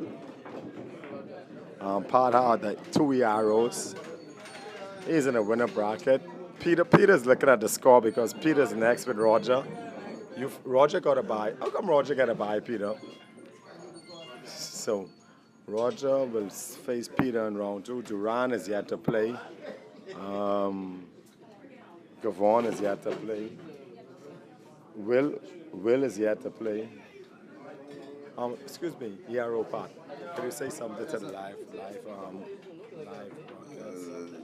The water was refreshing. The Guinness is cold, but I'm not old. I still have it. 4-1 wasn't too bad. You know, he put up a fight. He did a good job. I just had knowing his game, his safety. So I had to really regroup, and 2 wasn't bad, but he put up a good fight. And thank you for being. But hold on. Everyone who's listening to the podcast, Yes. if you all agree with me, I think we want to change. Whenever you see Pat, you can't call him Pat anymore. You have to call him ERO Pat. Mr. Pat Carey, do you agree that they have to address you as ERO Pat? At this moment, if that could have gone on my record, yes. But right now, it's a tight race for the ERO. But I think I have 7. But I think they robbed me with 1. But it's good. But right now, I doing this for my very good friend, my childhood friend, Streisund Rocks. Where we grew up together. We shot pool together. We just stopped shooting pool. We came back in the league, and then I can't say I wouldn't talk bad about him. He beat me. He better than me. But hold on. Mr. Carey, hold on. Yes. Gino. On. All right, so we don't have Aaron Andrews here, but we have some sideline reporting. But Gino, unmistakably, in my opinion, you've been the hottest guy on the circuits when you call people out on races. I am totally impressed by Mr. ERO Pat with his performance against you. What do you think he did that neutralized your game? Well, I broke dry twice.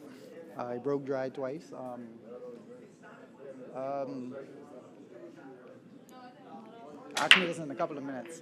I got to think about this. Well, you know what? Gino's lost for words. And No, it's not. It's not. and it was a magnificent match, but Pat, but hold on, like I said, ERO Pat just dismantled him, and I'm like surprised because I have Gino as one of the best shooters in the league. Players, don't do that. No, you dismantle him. No, but I still think Gino is the best player in the league right now. No, for real, seriously. No, I'm not giving no props to no player. No. Yeah. But no, hold on, When I- Pat. Hold no, on. when hold I on. mean in props, when I meant to say, okay, yes, I understand what you're saying, but Yeah. you in this league right now, Yeah. if you don't come to the plate, as in me, as in older player in the league, Yeah. they will take you out. All right. Well, off the record, gentlemen who's listening to this podcast or whoever come back, Pat, I have a very strategic question to ask you. Okay, pool has come to another point Oh, okay. in the Bahamas. In your perception, Pat, would you think about the pool game now? And if you want, you can negotiate with all the older players and the newer players, but you don't have to call no names. If you want, you can. But what do you think about pool right now in the Bahamas? Pool right now, Hold on. pool right now in the Bahamas is everyone is up on top of their game, so you cannot walk in any pool room and think that you could take any player. You have to put your work in as in practice, doing whatever you do as practice, and when you come to that table, and whoever you face, you have to just continue doing as in that's your enemy. You don't go to the table joking as in friend. Yes, everyone is friends in this league, and even in the Bahamas, everyone know each other. But when it come down to getting your work put in, do your work, do your job, Your job is, when you reach that table, just destroy whoever you have. And you continue doing that, at the end of the day, you don't worry about who is friends, buddy. At the end of the day, you do what you practice and how you practice, and for you practicing so hard, right, and you doing your job, just continue doing your job. At the end of the day, when you win, lose, whatever, it's still your friend. And that's it.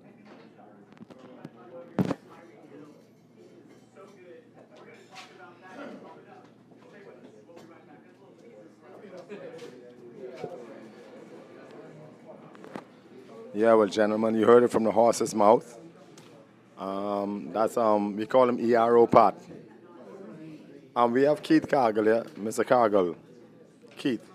Well, Keith, we he won. He's a bad boy. So you know, if I have to address him as a bad boy, you already know that's a derogatory term. Excuse me, Mr. Cargill. Keith.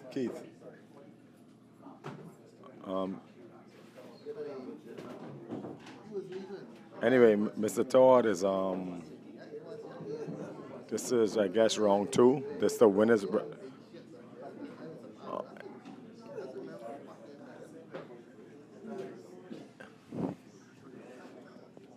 Hey, where Gino?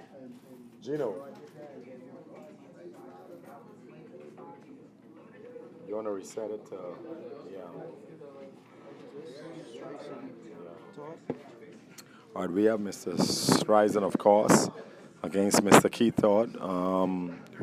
First game.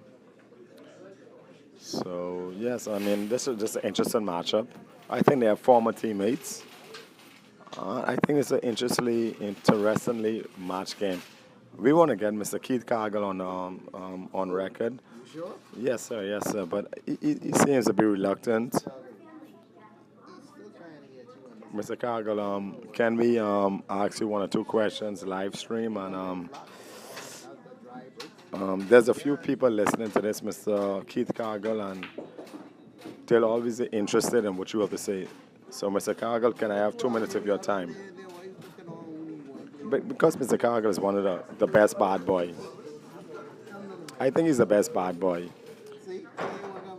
The folks who are listening on this podcast, do you think Keith is the best bad boy? Because I think he is.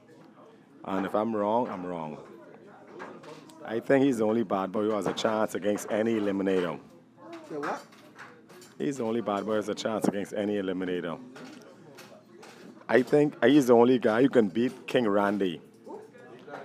He's the only guy who could beat King Randy on the bad boys. On the back. So what happened to Barefoot Band? He can't beat King Randy. Not on his table. Keith could beat. I never say Cargill can't beat it. Keith is the only guy who will go in the tank and take out. When that match ever come up, I might go against Mr. Cargill, could I have two questions for you? Jag totally gave you the game.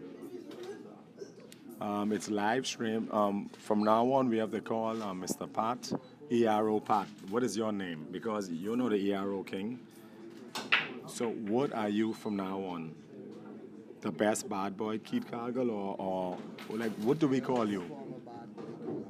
No, but Pat, you've made a name for yourself, and you are the ERO King. We have to call you ERO Pat. Whenever Cargill see you, he can't call you Pat no more.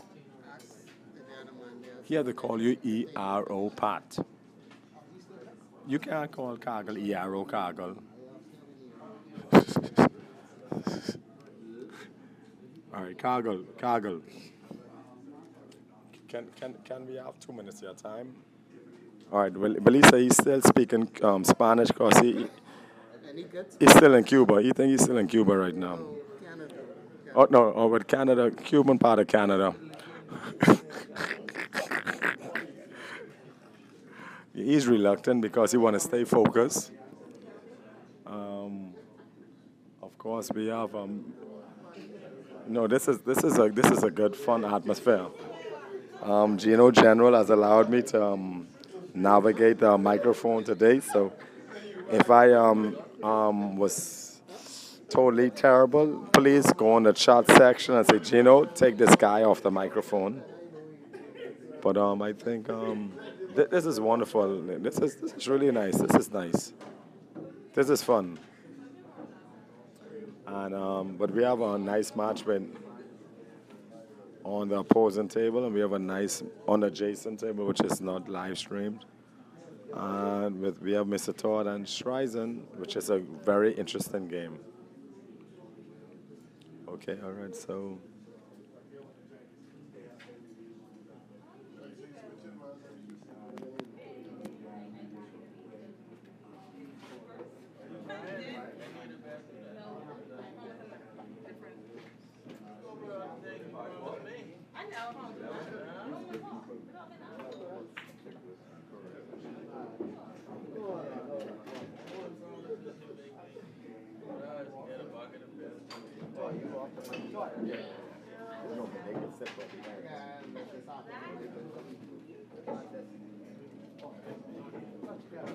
You want you all do it, so I don't have to do it. Yeah, Mr. Todd, yeah. Yeah. This side, plus. All right. Well, Mr. Todd is up 1-0 in the first game versus Streisund. So Mr. Todd has drawn first blood.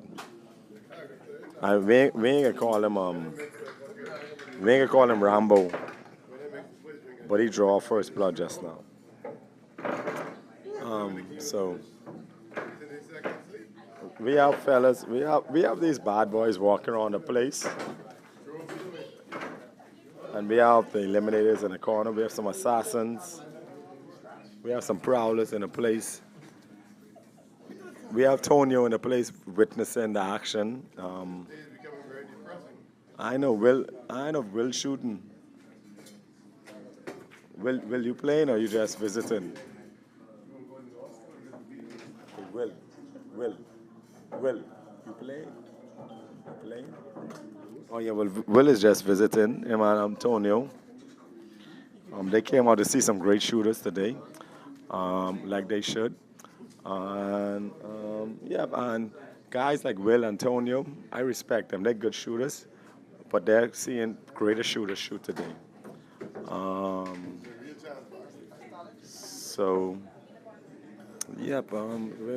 We're doing well. Roger Major said, if you come here to the bar now, in the next 5 minutes, you get a free shot.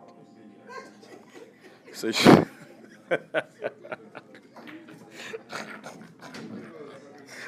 can leave your in the comment section. You could give a like and a subscription, fellas, and subscribe to the channel. It's called General Gino at Bahamas pool.com. And this is the Streisund Ross at the Boom Boom Room Sunday, and we can do this every year from now on. And every guy who's listening to the live stream, if you want to have a birthday party and you want to do something, just contact Roger Major at the Boom Boom Room, and we can make it happen. And every time you all do it, Roger have to pay me $100 for the promotion. It's like finder's fee in real estate, okay? So just come through Keith Cargill. Keith.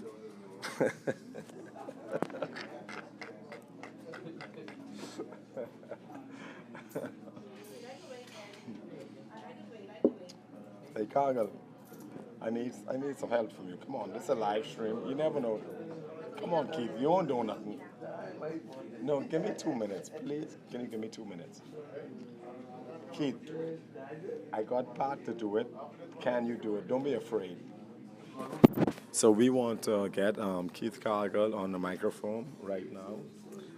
And Keith, excuse me, sir. I want to ask you 2 questions, and it's an open mic session. We have some people who are viewing this podcast and this live stream. And what would you like to say to guys who think they could shoot, but you know you're better than them? What pointers would you like to give them to become as good as you? Well, Keith said, humble yourself. So the guys who've shot Keith Cargill before, but he knows he's 100 times better than you, but you're listening to this, he say humble yourself. And if you want to challenge him, put it in the VNEA chat, and he'll play anyone. Yeah, and he's not scared of you all. Except Dario. He's gonna play everyone except Dario. All right. So and he said if he would like to team up with Dario and face any two players for $1,000 to match the 13. But Dario is gonna be his partner. So any of y'all who think y'all brave enough, jump out there. All right. In fact, he's gonna put that in VNA group chat. They call it a Bad Boy Eliminator Matchup Series.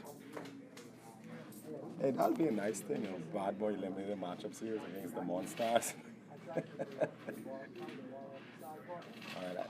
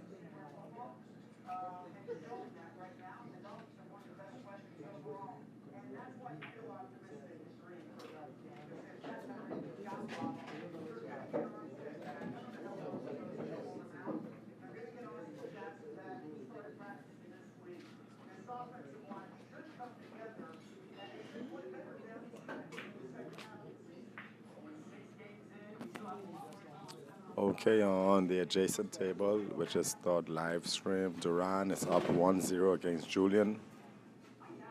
One very, very nice cut on the edge ball towards the corner pocket. Excellent, excellent shooter he is, excellent. So we're going to we're playing alternate breaks and they're playing by BCA rules, so Duran seems like he's in full form. On the table that you can see, of course, Mr. Todd against Streisund. So this is an excellent matchup of prior teammates versus each other. But everything I'm seeing in this game, it seems like Mr. Todd has something he want to take out on Streisund. Like he owes Streisund something. I don't know, that's what it looks like to me. Like he owes Streisund a good cut-up. Because he is intent, he's ready, he's focused, and he wants to put something on the birthday boy. Well, there's some chatter around the room. We have a lot of players on the sidelines awaiting their games. People who are going to be next. We have the football game on live at the Boom Boom Room once again. October, Streisund Ross. This is our fantastic event. So yeah, it's a wonderful occasion right now, gentlemen. Wonderful occasion.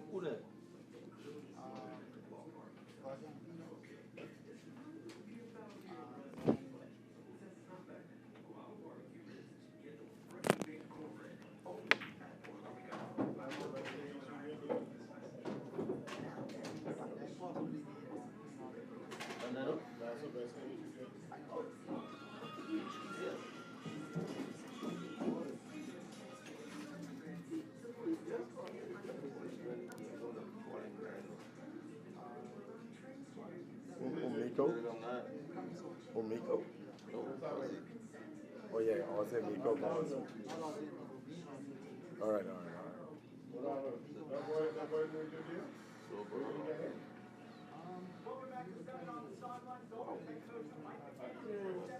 Any Japanese will talk you.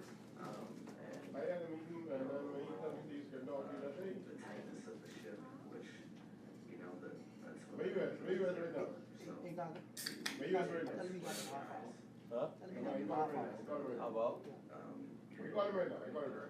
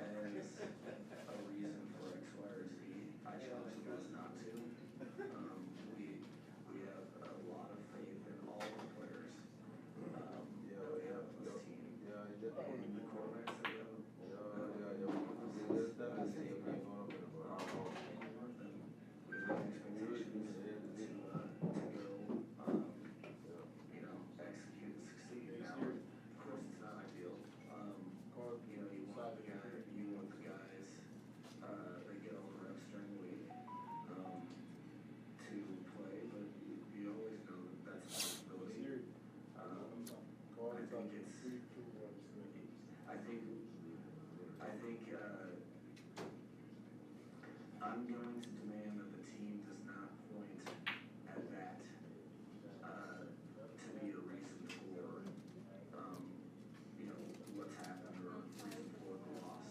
I think that's the easy thing to do. But because of that, mission resistance, the path of least resistance doesn't lend the results that ambitious, convicted,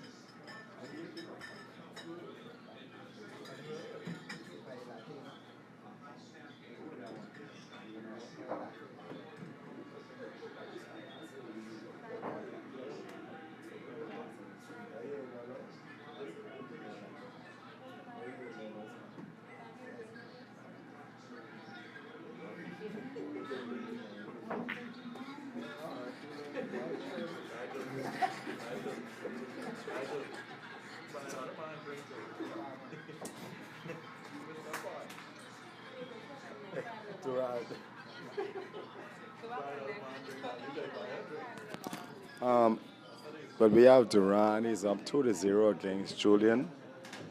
Obviously, like eliminates bad boys, bad blood. So it's more than just a game today. These guys take this personally. Yeah, Duran, one of the top players in the league.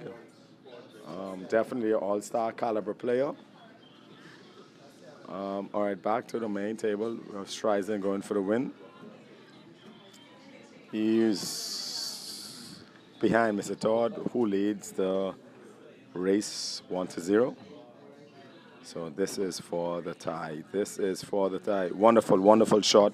Wonderful shot by the birthday boy Streisund. So it's a 1-1 situation now on the main table. And Streisund is doing a strut. He's doing a strut. He's doing a strut. He pressing the wrong button. Gino trying to show him the button, but he pressing the wrong button.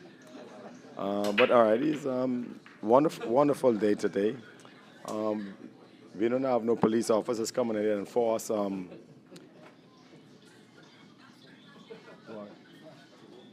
That's my drink. That's my phone. Oh, okay, okay. Anyway, gents, I'll take a pause. I'll get the phone. I would like to give the mic to Mr. Cargill, but he seems gun shy with speaking on the phone.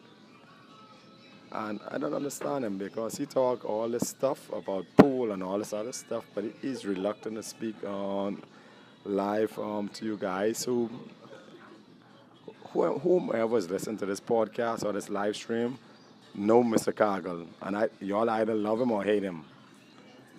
Nonetheless, I would like y'all to leave your like in the subscription area and on the chat line. What do you all think about Mr. Cargill's pool game? Not his demeanor, because he's an awful person, but his pool game. What would you put in the chat section?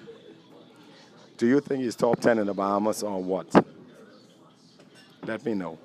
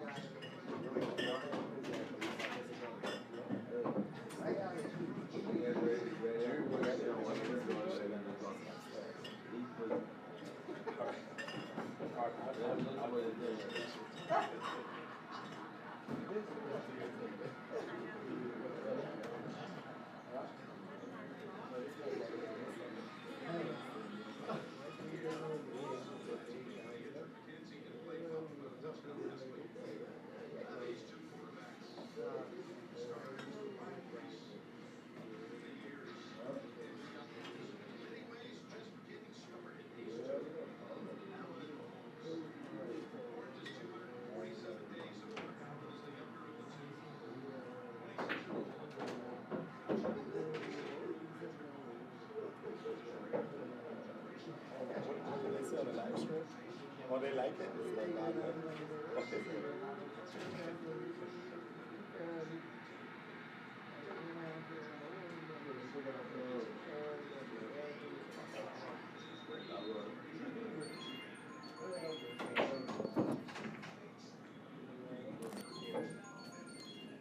Yes, ladies and gentlemen, back to the live stream podcast. We have the Streisund Ross from the Boom Boom Room. No, he's a birthday guy. He's finally 27 years old. He's like shooting pool and he's playing Mr. Todd. It's 1-1. It's a good race. On the opposing table, which is adjacent to this one, unfortunately, this one is not live stream, but we have Duran doing what he do. He's an eliminator. So eliminators do what they do. So he's one of my more favorite players in the league, actually. So I like to watch Duran play. I think he shoots awesome pool. So whether you like him or not, but I think he shoots awesome pool. If I was a great shooter, I would want to shoot like him. I pattern my game after him. I like Pat Carey's game too, but Pat is less progressive than Duran's game. Nonetheless, and I like how Keith shoots, Mr. Cargill. Cargill shoots awesome pool when he's shooting. So certain players in the league, no, honestly, no. Any good pool shooter respects great pool shooters, and I think Duran has one of the smoothest games. I think actually Seti's game is the best game I've ever seen in the Bahamas. But I can never shoot like him, so I can never want to shoot like him because it's too tough.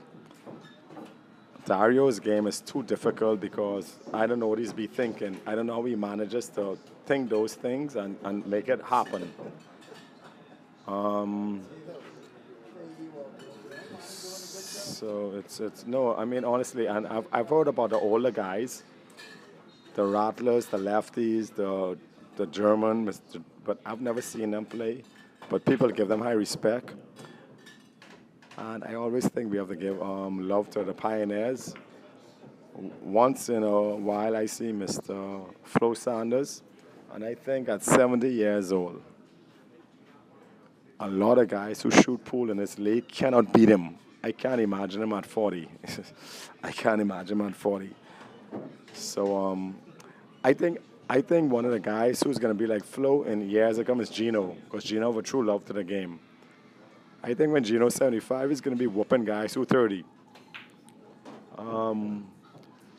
I think Roger Major has a good game. If I had 2 diamond tables in my club, I'll be the best pool shooter in the Bahamas. I think Roger has disrespect for the game. He doesn't love the game enough. And he should be much better than he is. But I'll say this. After 10 o'clock in the night, don't come up here. He'll whoop you. For some reason, after 7 tequilas, he's unbeatable. But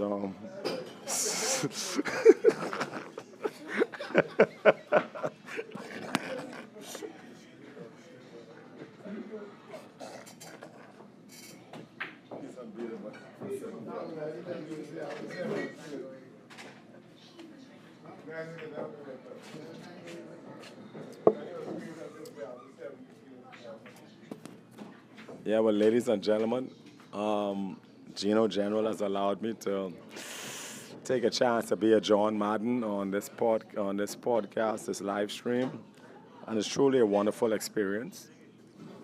Who won that game over there? Who won?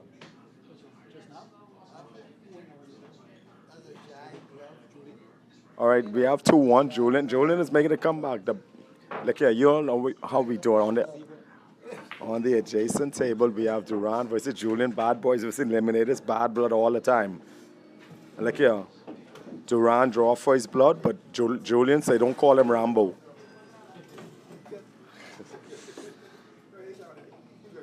I like how Julian is shooting. He's one of my favorite shooters too. But I don't pull for the bad boys. I think the Eliminators is the best team in the league.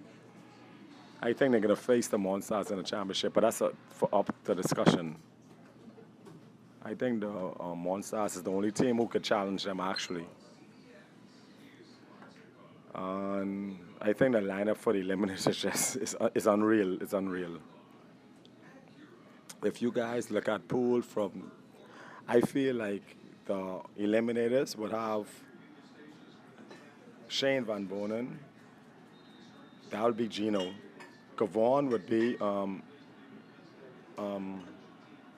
that guy. Who's that guy? Who Efren Reyes beat? Well, Efren Reyes would definitely beat Dario. They're unbeatable. I'll put my money on them all the time. And only an idiot will bet against the Eliminators. But I like the bad boys. But I think they're a destructive team. I think internally they're destruct against themselves. I like the Prowlers have a good team. Pat Carey with Dragon and them, they have a chance. On any given night, they could put up a couple points, but I'll never bet against the Eliminators. Never.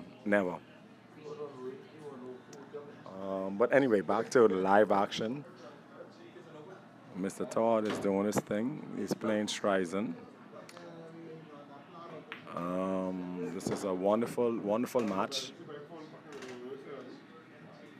Keith Cargill is speaking to Mr. Carey on the sideline. These are veterans. These guys respected in the league. These perennial all-stars. They're like the Magic Johnsons and Larry Birds of this league. So they have a lot of respect. And I value their game greatly. I value their game. I think if I learn half of the stuff these guys have forgotten, I'll be a great, great shooter. So if you're part of this pool world, you have to respect these guys and love these guys. We had a Mr. Cargill's stick drop down. I think that's $2,000 worth of sticks. But everything seems well. Everything seems well. Yeah, so you never want your stick to drop on hard tiles or concrete. So be careful, fellas, be careful. Mr. Cargill, Keith, come here for a second, please. Come on. No, help me out, Keith. Don't be shy. Okay. All right, so this is a live. Listen here, this is the first time ever. This is the first time the famous Keith Cargill, the best bad boy shooter ever, is going to be interviewed. Now, Keith, this is the live cast. Can you just, one question. Forecast the end of this pool league this year, and who do you see in the championship? The bad boys, of course. That's a foregone conclusion. All right. Obviously, you're going to say that, but who you think you're going to be competing against? Probably the Eliminators, as usual. Do you all have a chance against them?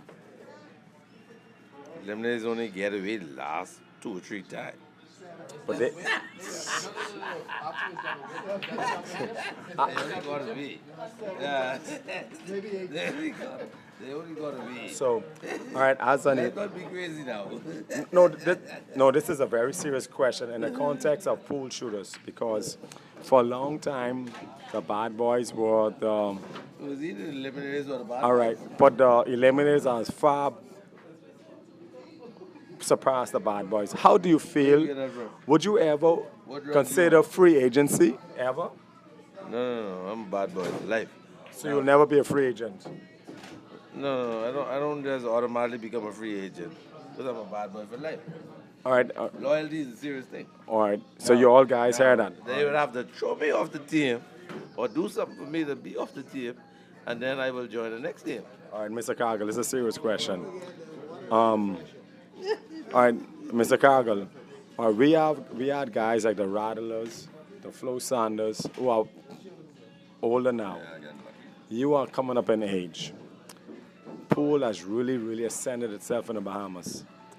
What would you say to a guy 14, 15, 16, 17, 18 who loves the game? What would you tell them to do to allow them to ascend to your level or even beyond it? Be patient, be humble, and just focus on the game. Focus on getting better. That's all. Gentlemen. Just at the table just now, we were rudely interrupted by this guy called Ozzy the Assassin. And what would you tell them to do to allow them to ascend to your level or even beyond it? Be patient, be humble, and just focus on the game. Focus on getting better. Gentlemen. Just at the table just now, we were rudely interrupted by this guy called Ozzy the Assassin. And what would you tell them to do? So, I am totally embarrassed because we're live. But Ozzy, you totally took away Keith Cargill. He was in charge just now, but this is the quick question. As a veteran pool shooter for guys 18, 19 years old who are interested in the game, what would be your advice to them? Well, one of my advice would be for them, first of all, if they're starting out, is to practice a lot. Practice making 2 balls run out, and then practice 3 balls running and continue to excel from there. Then also too, I would advise that young person to practice also with a veteran to learn the intricacies of the game and also to learn the offensive portion of the game, but as well, most importantly, the defensive aspect of the game, because pool is like when you're on the battlefield, is offense and defense. All right, well, gentlemen, now since Ozzy is here, and I'm so happy because Ozzy is one of the guys. Anyone who follows pool in the Bahamas, understands pool in the Bahamas, knows pool. Everyone knows Ozzy. Ozzy pulls no punches. All right, but I want to ask Ozzy a very serious question. Ozzy, in your time of shooting pool, because you've done a lot of races, you've beaten a lot of people, and you've suffered a lot of injuries. Name 5 players who you've constantly beaten, who you think you respect playing and you love playing and beating. Who are those 5 players and why? Okay, well, first of all, the league itself is filled with a lot of great players. And when you look at it, anybody can get beat on any given day. I wouldn't say that there's particularly anybody who I would name out who I am constantly beaten or constantly they're beating me, because the game has evolved so much, whereas the players have gotten a lot better, and so everybody's game has improved. One particular guy, I played him the other day. He's known as a person who is not all that good of a pool shooter, but yet in a race, that person beat me. And so when you look at it and you look at the level of the way our persons are really taking the game serious and really approaching the game with a different mindset, You know, that what makes you. No, hold on, Miss Ozzy. I don't want to interrupt. Come on, this is a show where we're not pulling punches. Don't be afraid to call names. We're not being politically correct. Who are the 5 toughest players you've ever played in your life in the Bahamas? Let me know who they are. Okay, because I've played pool, a lot of pool players before, right? Persons who I would say the 5 toughest persons I've played. You had a person by the name of Ali Lowe. Ali was a really, really hard opponent. You also had Brian Bastian. You also had Rattler, if persons remember Rattler.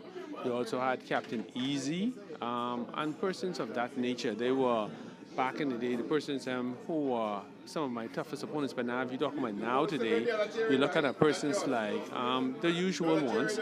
Dario, you have the Miko, you have the Gino, you have Seti, you have Keith Cargill, you have Pat Carey, and the list go on and on. You have those persons. All right, well, you know what? A gentleman that I could speak with. All right, now, Ozzy, I'm going to ask you a poignant question. Pool has improved so much in the Bahamas. And, all right, in your opinion, where do you see, I mean, it's a tough question because it's foresight and foreknowledge. But in 10 years, like, for instance, we have, like, the Golden Girls who won gold at the Olympics. And after that, we had Olympians. In 10 years, do you foresee any Bahamian probably becoming a marquee player on the world stage of pool? Exactly, yes. And why? Yes. Right now, you have the young boy from Long Island, Kyrie. Kyrie's playing at an exceptional level. I mean, right now, he's at the Junior World Championship or World Cup. And this guy, he's very, very good. And then you have other young and upcoming fellas from Long Island, who's also who's very good. And then you have persons who are taking the game even serious over here. So yes, I do foresee the Bahamas being on that world stage and I wouldn't even say 10 years, probably in the next 4 to 5 years. I see the Bahamas being really dominant force in the world scene. All right, now I'm gonna ask a tricky question. If you could plead the fifth, nonetheless, right now, and this is gonna be very spontaneous. Spontaneity is gonna be key to this question. 7 players right now. You are the coach. You're not the player. You are the coach, and you're going to face the World Championships. You have only 7 players from the Bahamas. Who are your 7 right now? My 7 would be, of course, one of my good friends. I would say Mighty Meeks. I would also say Dario. I would say Carrie. I would also say Keith Cargill. I would also say myself. No, you're the coach. You're the coach. You're the coach. The coach. I would also say Duran. I would also say Gowon. You know, these one are more. And one more. I would say I would say also to thinking about it. I can't leave one of my good friends, Big Mike. No, you can't be friendly. We need to go win a world championship. Okay, But I like Big Mike. Big Mike could probably win with weightlifting, but not pool.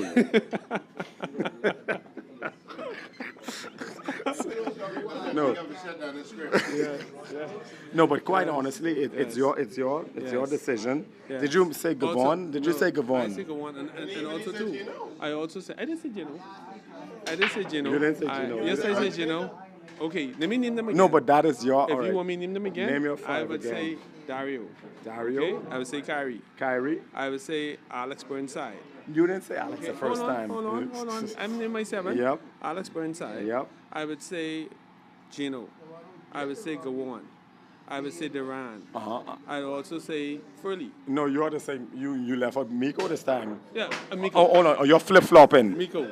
Are you a Republican? Miko. You're flip-flopping. Miko. So many. All right, good. And I love that answer. So many. But everyone would have their own different answers. Yes. All right, in your opinion, and this is going to be a very deep question, Yes. but are you willing to answer this question?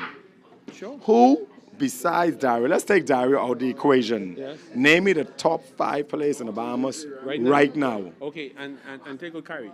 And take out Kyrie. Okay. Do you think the top- Bahamian the top- Peacock the Randy is the top- best player in the country right now? The top 5 players in the Bahamas Right now. Right now, as it stands. If you're looking at Nassau, I would say that you have Miko, you have Gino, you have Randy. You have to call Randy name. Randy is the Bahamian Peacock. You got to call his name. You got to call the key Kaggle. Kaggle is also. Or no, top 5. that's I'm fine. saying- That's I'm fine. saying- But now I'm gonna ask you an extra Yes. question. If you have to bet your house, your wife, and your kids Yeah, on this match, yeah. I'm gonna give you 2 or 3 scenarios. Okay. Roger Major versus Nassau Best. Oh, And I know. That's easy. That's easy. That's easy. Oh, Roger. I'm Roger. Well, why does Nassau Best think he's so good? See, No, but I'm really and truly right. I've known Nassau Best for quite some time, right? When it comes I will down bet to- on Nassau Best, to be honest. No, but then you asked me a question. Yeah, so yeah, let me so- answer my question, okay? Nassau Best is a good sparring partner, okay? Like persons them like who you could throw punches at, you could take plenty beating, okay? He's one of those persons them you could do those things too, okay? Yeah. But when you're looking at serious play like Roger Major, a man of his skill level and skill set who've been playing for many years, have owned several clubs, my money would go on Roger 120% of the time. All right, I'll ask you a question. Obviously, you love Miko. But the yes big show, Meeks. Let me ask you a question. See, yes show really sucks because you didn't ask me the most important question. What is that, Mr. sir? Nigel? There was a match played yesterday between Miko and Gino. We don't want to bring that up. No, we have to bring that up. Because we have to bring it up. All right. We have to bring it up. Let's keep it down. No. You have Let's to not bring it up. Yes, we have to bring that up because you said this is All right, a okay. provocative All right, show. go ahead. You said yes. this is a provocative show. Miko, Right up and now. can you call Miko to come to the mic? No. Make it don't have to come to the mic. This you and I talking. After we finish, let's finish. Let's get. But Gino let's has finish. defeated Miko a lot, and Gino's a superior shooter to Miko right now. No, you asked my opinion. Gino's number 1 in the You league. asked my opinion. Gino is the number 1 in the league. Yeah. Right? When it comes down to stats. I think Gino's a superior shooter to Miko. That's my opinion. When it comes down to it, right? You asked my opinion. Can we have a poll Okay. in here? When you look at the undefeated, undisputed Yeah. NBA champion, right now, it's still Miko Evans. He's still the reigning champion of the Miko, Bahamas. could I have you for what 1 happened? second, Gino is just in first position now. He doesn't have a We title. won't talk too loud because we want He does to not have. irritate these people. He does not have the All right. title. He does not have the title. Gentlemen, if you all listen to this podcast, you all know the great Meeks. So Meek has pulled up. No, Miko. I witnessed Miko taking down Gino yesterday. Right here. We're talking right. No. Who is the undisputed NBA champion of the Bahamas at this moment? Mr. Nigel should be aware of that. But all right, now this is what I want to ask you. No, this show's getting tight. No, hold on. He asked the question, We're not right? going to become No, biased. He asked the question, right? He asked the question, say, Gino is the number 1 player in the Bahamas because he's leading the stats. He doesn't All have a right. title. Well, I'm gonna He ask. does not- I'm he does gonna not have ask the title. Miko and No. everyone who's listening to this podcast. Listen here. Let me go again. This is Streisund's birthday. We're live at the Boom Boom Room. Come through, Yes, buy a come drink through, or 2. yes. Roger said if you come in the next 5 minutes, you get 3 shots free. Ladies and gentlemen, also so- too, ladies and gentlemen, right now you have Ozzy Miller live on the podcast, and let me tell you something, this show is going to become hot. No, hot, Miko, hot. hold on. If you want to ask questions which you was afraid to ask, just you could WhatsApp me the question. Yeah. My WhatsApp number is 376-8505, and I'll be able to answer your Say that number question one more time, live. sir. That's 376-8505. You have to pay Send that Gino number. $35 to advertise on his See, channel. what Thank you very happened- much. No. Yes, sir. Well, I want to ask Mr. Pat Carey. No, in fact, we call him ERO Pat. No, we're not finished. We have to stay here. I'm going to ask you the same question I asked Ozzy. And then you all could combat against your all choices. No, we're not going to You combat that. are the coach. You are the coach. 7 of the best players in the Bahamas to go on a world championship today.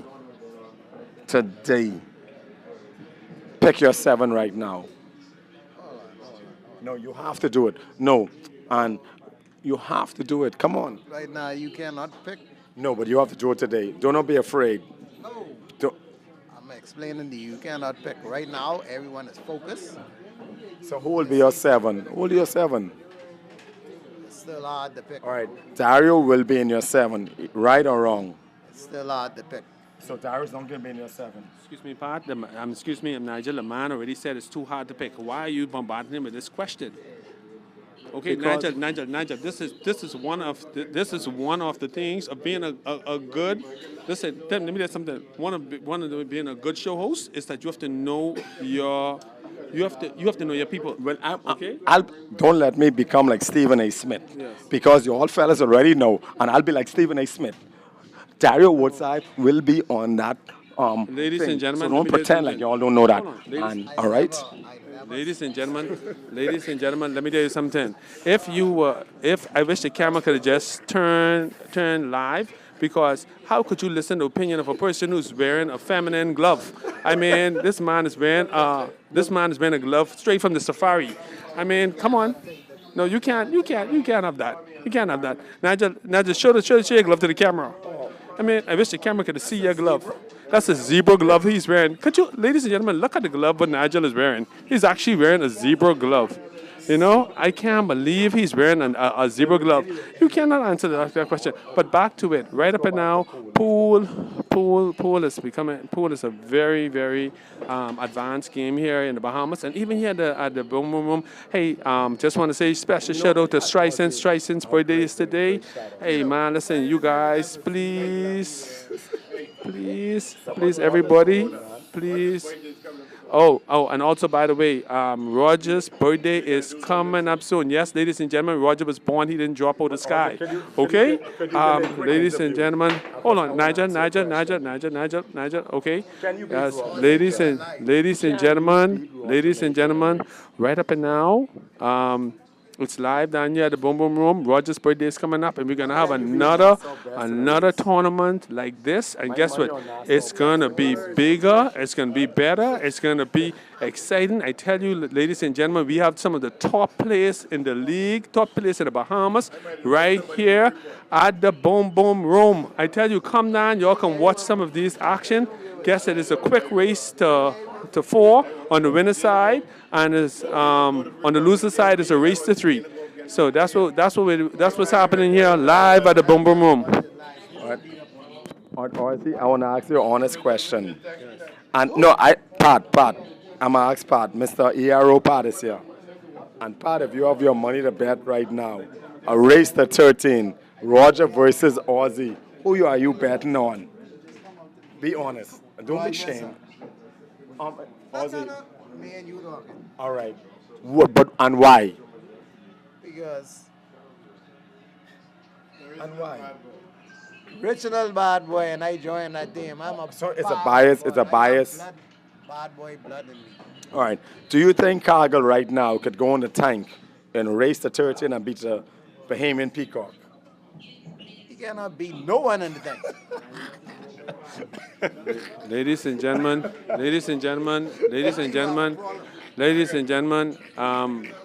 right here, Pat Carey has made a bold statement.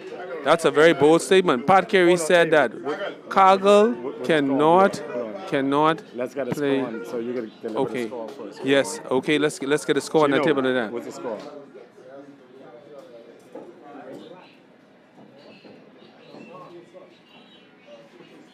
Ladies and gentlemen, Julian just went ahead. No, Julian is behind. The score now is Julian has 2 and Duran has 3. And the score on this table here. Oh, hold on. Wow.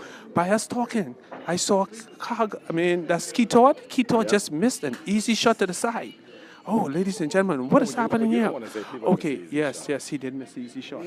Okay, this is a shot where you would have been able to hit in your sleep.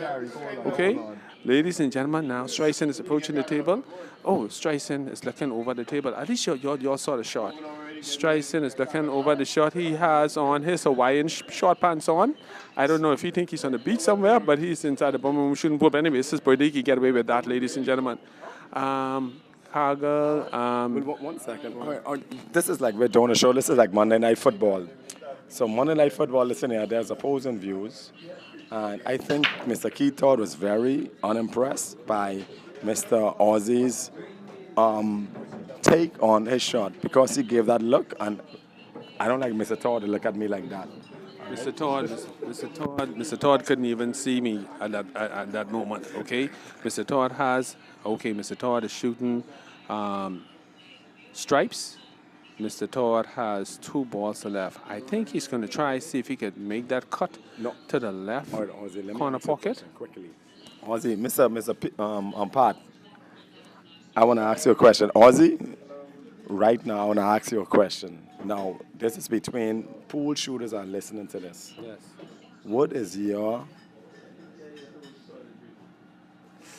understanding of Mr. ERO Pat's game? Oh, yes, I can say that. Well, Pat and I, we've had many battles over the years. Many battles. I've won some. He's won some. Right up and now, Pat is peaking at this time. I talk about his game. It's gone to a new level. Ladies and gentlemen, like I said, he would have taken a shot, but he missed. And now the table is looking favorable now for Streisund. But going back to the question that you asked me, Pat Carey and I think we'd have a beautiful match if we were to play a race. I'm talking about. I don't think you can beat him. I don't think you can beat him. Well, the thing about it is that's your opinion, Nigel, and 9 times out of 10 you're actually incorrect. You know, you have a 1% chance of you always 10% chance of you being correct. What do you think about this game? I respect his game. If you rate this game from 0 to 10, would you put him on right now? Man, listen, not 10, the old 10, part. 10. Why? 10. Why? 10. Because of the way how he's playing, this man could hit every shot there is to hit on the table. He could hit kicks, he could hit banks, he could hit straight shots, he could hit side shots. This Ozzy, man is very good, and he could jump. And he could jump quick. He could jump. Ozzy, I'll say something real quick, and I want you to respond to this. I asked someone about some of the top players like a few months ago, and I mentioned Pat. Yeah. Someone said this about Pat's game, and they said Pat and Seti has a similar game. Oh, no. They said no. That's what they said. They said they don't take the game serious. They take too much risk. Okay. What do you think about that? That's absolutely. They say they like to take risk and chances because they don't respect no one else's game. What do you think about that? That is absolutely false. I don't believe that. Now, I can tell you. No. Hold on. I'm speaking, Nigel. I'm speaking. Right up and now, as for Seti is a point me there's something. Seti is one of the sweetest players you would play on the eliminators, except for for Stereo. Now Stereo have gone a lot better. But right up and now, if I had to choose between Stereo and Seti, which one of them I would play Seti 24/7. Okay, 7 days a week. 24 hours a day, I would play Seti. Why? You know, because Seti is just an offensive player. He's not a defensive player. Yeah. I love his game because once he missed, that's it. You know, I've beaten Seti on numerous occasions. That's one of them. Out of all of the eliminators, except for Stereo, I think that he's one of the sweetest. Right, give the score for this game, yeah. Give the score. Okay, ladies, that's it right there. Boom. There it is. Duran has That's defeated Julian. Ladies and gentlemen, on the next table, Duran has defeated Julian. Who's next, Gino? I don't know. Ever since. No, Gino knows that. But you know what? Ever since Duran has put his shit in that funny style, he don't hardly lose. Excuse me, give me a mic. Duran. I don't like what Ozzy is saying, Duran.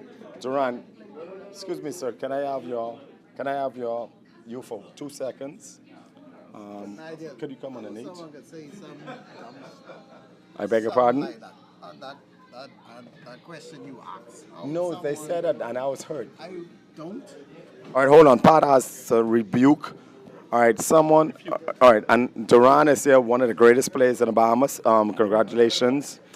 But, all right, I have to come back to Pat. But Duran, you just won. I mean, I think a game you should have won. But no, Duran, I want to put Ozzy on the spot. Yes. I told Ozzy if he was a coach and if to take 7 players abroad, he didn't mention you. Why didn't he? No, hold on. No, I will ask you that question. You're the coach of the Bahamas. You cannot involve yourself. You have to pick 7 players to take abroad. Ladies Who's and your gentlemen, 7? hold on. Ladies and gentlemen, we're going to go back and we're going to rewind that tape, okay? Because Duran was one of those members that I didn't mention because he was he caused me to win money in the Calcutta the last tournament that we had. So definitely, ladies and gentlemen, if you're going to have somebody here who is not going to be speaking facts, we need to take him off air, okay? Ladies and gentlemen, we need him to get off air, okay? Duran. I said to him, ever since you put your year in this one, and your year has gotten a bit longer now, look at you been winning. It's like Samson. The longer your year is, the more games you win. The stronger you become. The power's in the year. Okay, ladies and gentlemen? And ladies and gentlemen, then we also have Cargill here, okay? No, let's relate. No, hold on. Hold on. Come on, Ozzy. You could relate a question. The question is, if he's the coach, if you're a coach, you're the coach. You need 7 players in the Bahamas to go against the world players. Who's your 7? Who will your 7 be? And why? Excluding myself? Yes, you're the coach. Bahamian players, of course. Yes. And why? Afterwards. Go ahead. Put the pipe right there. Well, I'm one of them type of people who thinks too many cooks spoils the broth. So I typically wouldn't pick the top 7 players in the Bahamas. I feel like a team needs to be more balanced than that. Dario have to be on the team. Okay, he is the strongest player in the Bahamas, and he plays good with others. He plays well with others. So I don't know if Cargill or Ozzy plays well with others, but you got Eugene. Eugene is a good player to have on the team. He's a good balance. Now, is that the same Eugene we played yesterday? No, the same one. The same one. When the time is right, he really picks it up. He's a good clean-up man, you see. No more interruptions. And then you got people like, I don't hear you all mention Bolo much on this stream. No, this is your 7. I don't hear Bolo name called much, but I'm gonna mention Bolo. The last time I made mention, saw him, hold on, he's actually getting his head split to the left, kick to the right, and kick that ass out of sight. But that don't mean. But that doesn't mean. No, he on the team. But name your 7. But I would put Bolo on the team. Bolo is a very good, strong player, and he's a team player. Okay, I believe in team players. Okay, Bolo, if the team falling down, he will pick up the team. So that's 2. Okay. Where are all the players? No. They say I can't name myself. He's the coach. I'm the coach apparently. This question was 7 players exclude themselves. You know, it's hard. If I don't have a list of them, it's hard to name them. Well, you can look in the room. Off the top of my head, I would put Gawon. Would you put Nico on that list? No, the names in my head, but they ain't coming to my mouth. You see, I mean, if I see all the names, I'll be like, that. So that's a hard question. So, ladies and gentlemen, there's a disconnect right there. I think it's a disconnect. I've seen this happen before.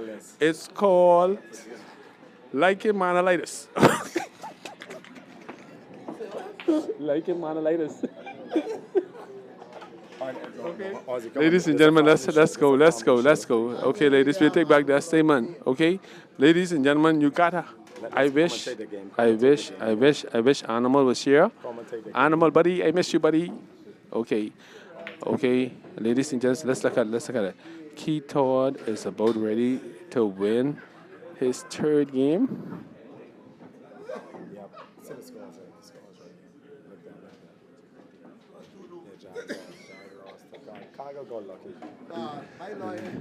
Ladies and gentlemen, also too, I must say, happy birthday also. Oh, happy birthday to Streisund and also happy birthday to Jag. I see Jag was giving Cargill a lot of gifts today. No, it was Cargill birthday today. It's Cargill.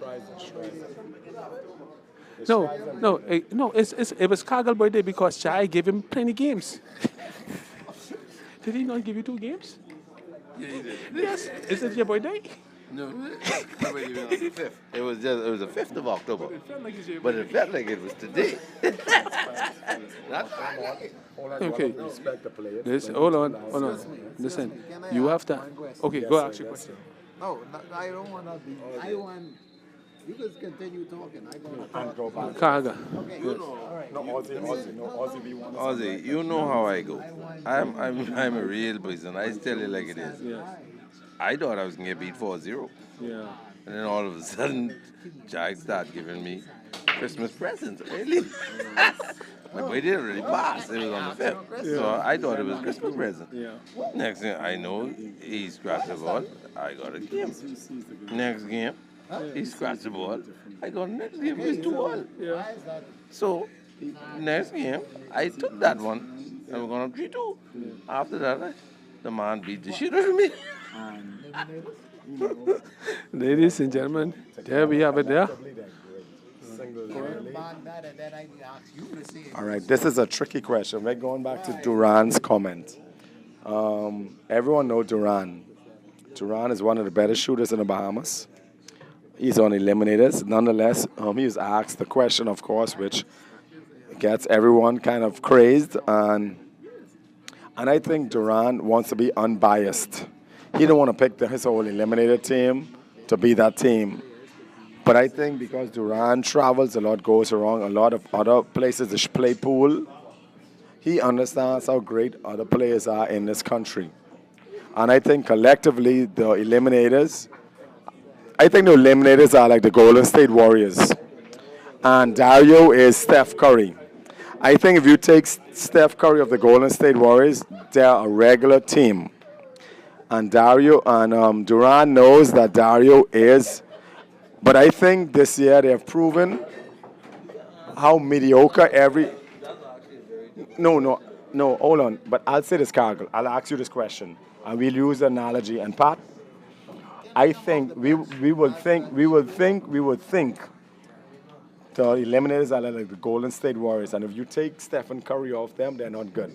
But Dario hasn't been playing, and they're still dominating. Who tell you he is not playing? He hasn't been playing a lot, and they're still dominating. Hold on. So, Who tell you that? Where he's at? Where he's at? You think he's not practicing? no, Him and he's Alex? not. No, Him and Alex has not played? but they're defeating the whole league without him. So they don't need Steph Curry to beat. That means the rest of the league is mediocre. So, No, that's what it means. So you telling me- That means a regular. That means without Steph Curry, Golden State could beat every team. All of you guys are the Sacramento Kings. When you reach the playoffs, can I ask you a question now? do you realize that when you reach the playoffs in the NBA, everything changed?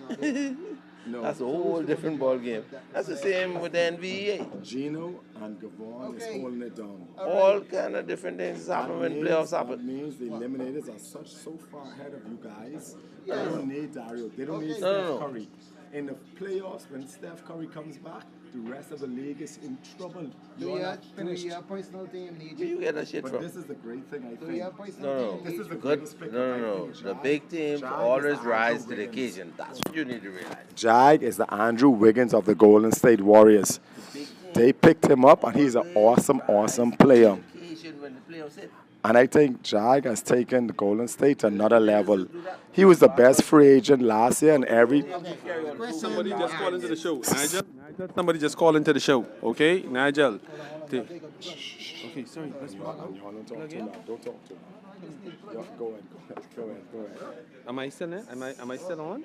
Am I still on? Yeah, you're still on. Nigel, this question is for you from the caller. Do you, and they're listening and they're watching, okay? Yeah. Do you respect animals' game? No, listen here. Let me tell you something. No. I can tell you something about Quincy. Because It's animal. Quincy's the animal. Quincy. Okay. No, but you got to call him by his, All right, I'll call him, all right. his AKA name. I'll okay? say one thing. Animal. I've been into the. Quincy sound like you almost as if that's his professional name. hold Let's on. let's talk with the pool. I've been in the, like Dennis, in the tank a lot. Yes. I'll say this one thing about Quincy. Animal. The animal. Are you Listen afraid here. of him? Are you afraid of the animal? When you Do go you have in, nightmares when about you that, go to the tank, Yes. an animal in there, Yeah. and he's doing his thing, Yes. Animal is a machine in No, the I'm tank. speaking about you personally. I'll never Are you play him. afraid? I think he's a more experienced and a way better pool shooter than I am. Yeah, so right up and now, you would say that I right will up and now never you're a shoot him. donut, You're a donut with a little bit of jelly in the middle? No, I'll say When this. you A play lot animal? of players don't want to go face Animal in that tank. So anyone who want to come on the show and listen to the show right now, who think they have kahunas, jump out there with no parachute in that tank, and Animal will destroy you. So anyone who think they tough, Animal is the real deal. Well, ladies and gentlemen, it sounds like he bought Animal a few Hennessy drinks. That's what it sounds like. And Ozzy, you won't beat Animal in a tank. Okay, listen to me, listen to me good. Play him in a tank. Listen to me good. Gino, I'll bet on Gino against Animal in a tank. Only the best could beat Animal in a tank. You would bet Chino against Animal? Gino will kill Animal. Listen to me. So now you disrespecting Animal. No, I'm talking about the best Listen to player me. in the Listen to me. Right up and now, the best player at the moment. Okay, Animal would destroy Chino. He would toss him to the left, toss him to the right, and kick that nigga out of Tell sight. Animal in the chat if he listening, sanction that and he will get destroyed. No, no. Animal is an awesome player. My promoter, Jim. Yes. My promoter. That's Yes. my promoter. Yes. He asking when you're ready to talk, come to him so we can do our race. He wants. Oh, ladies and gentlemen, No, there we have it. We will probably be having. Hold on, ladies and gentlemen. There we will be having another big race coming very soon. You have Aussie versus Pat. Okay. ERO Pat. That's his name. What is that? Ozzy, you Hold can. on, ladies. My money on Pat already. My money on you already. Hello. Anyway, Gino, all right. So, a question was asked earlier about. Quincy. No, not Quincy. Oh, Forget Animal. The seven, all right.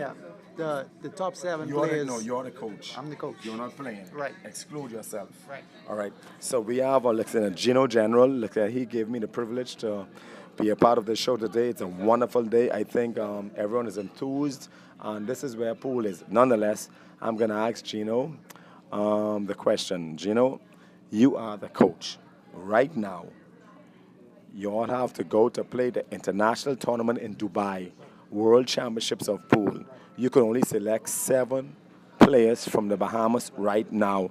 You're the coach. Exclude yourself. Name the 7. After you name your 7, tell me why. All right. Do they have to live here? No, they They just have to be Bahamian? everyone in the pool. If you could call Danzy and those, Got it. yeah. All right, so that's pretty easy actually. My 7 players, of course, Dario, he's the best player in the Bahamas. Yep. After that, I'd have to go with Marcio, Yep. and that's self-explanatory. Yep. Dakari turned Quest. Now, let me stop for 1 second Right. because if any one of you guys, obviously everyone who's listening to this podcast, this live stream, understand who Kyrie is. All right, now I want Gino because Gino is well adept in his knowledge of pool and he goes to learn it. Now, Gino, this is what I want you to tell me. Hold on, Ozzy. When you finish, I have Yeah, no, hold on. So, Gino, I want you to go in depth. Why, as a young player in the Bahamas, is Kyrie, in your opinion, that great? Kyrie is a young player. He's a young up-and-coming player. And by up-and-coming, I mean, I'm just stating the fact that he's relatively new to the game. But he is incredible. And why? He has game knowledge and shot knowledge that the majority of players who've been playing in the Bahamas just don't have. They do not have. His experience is limited, but where he actually learned the game, I couldn't say. All right, hold on. He's incredible. Gino, all right, so I stop you from it, but we're going to come back to this. That's your number 3. I want you to name your other 4, but I'm going to come back to the Kyrie question. Name your other 4. Okay. So after Kyrie, I would probably go with Tyler. Tyler would be my 4th. AK would be my 5th. Then probably Brian from Long Island. He would be my 6. And who would be my 7? One sec.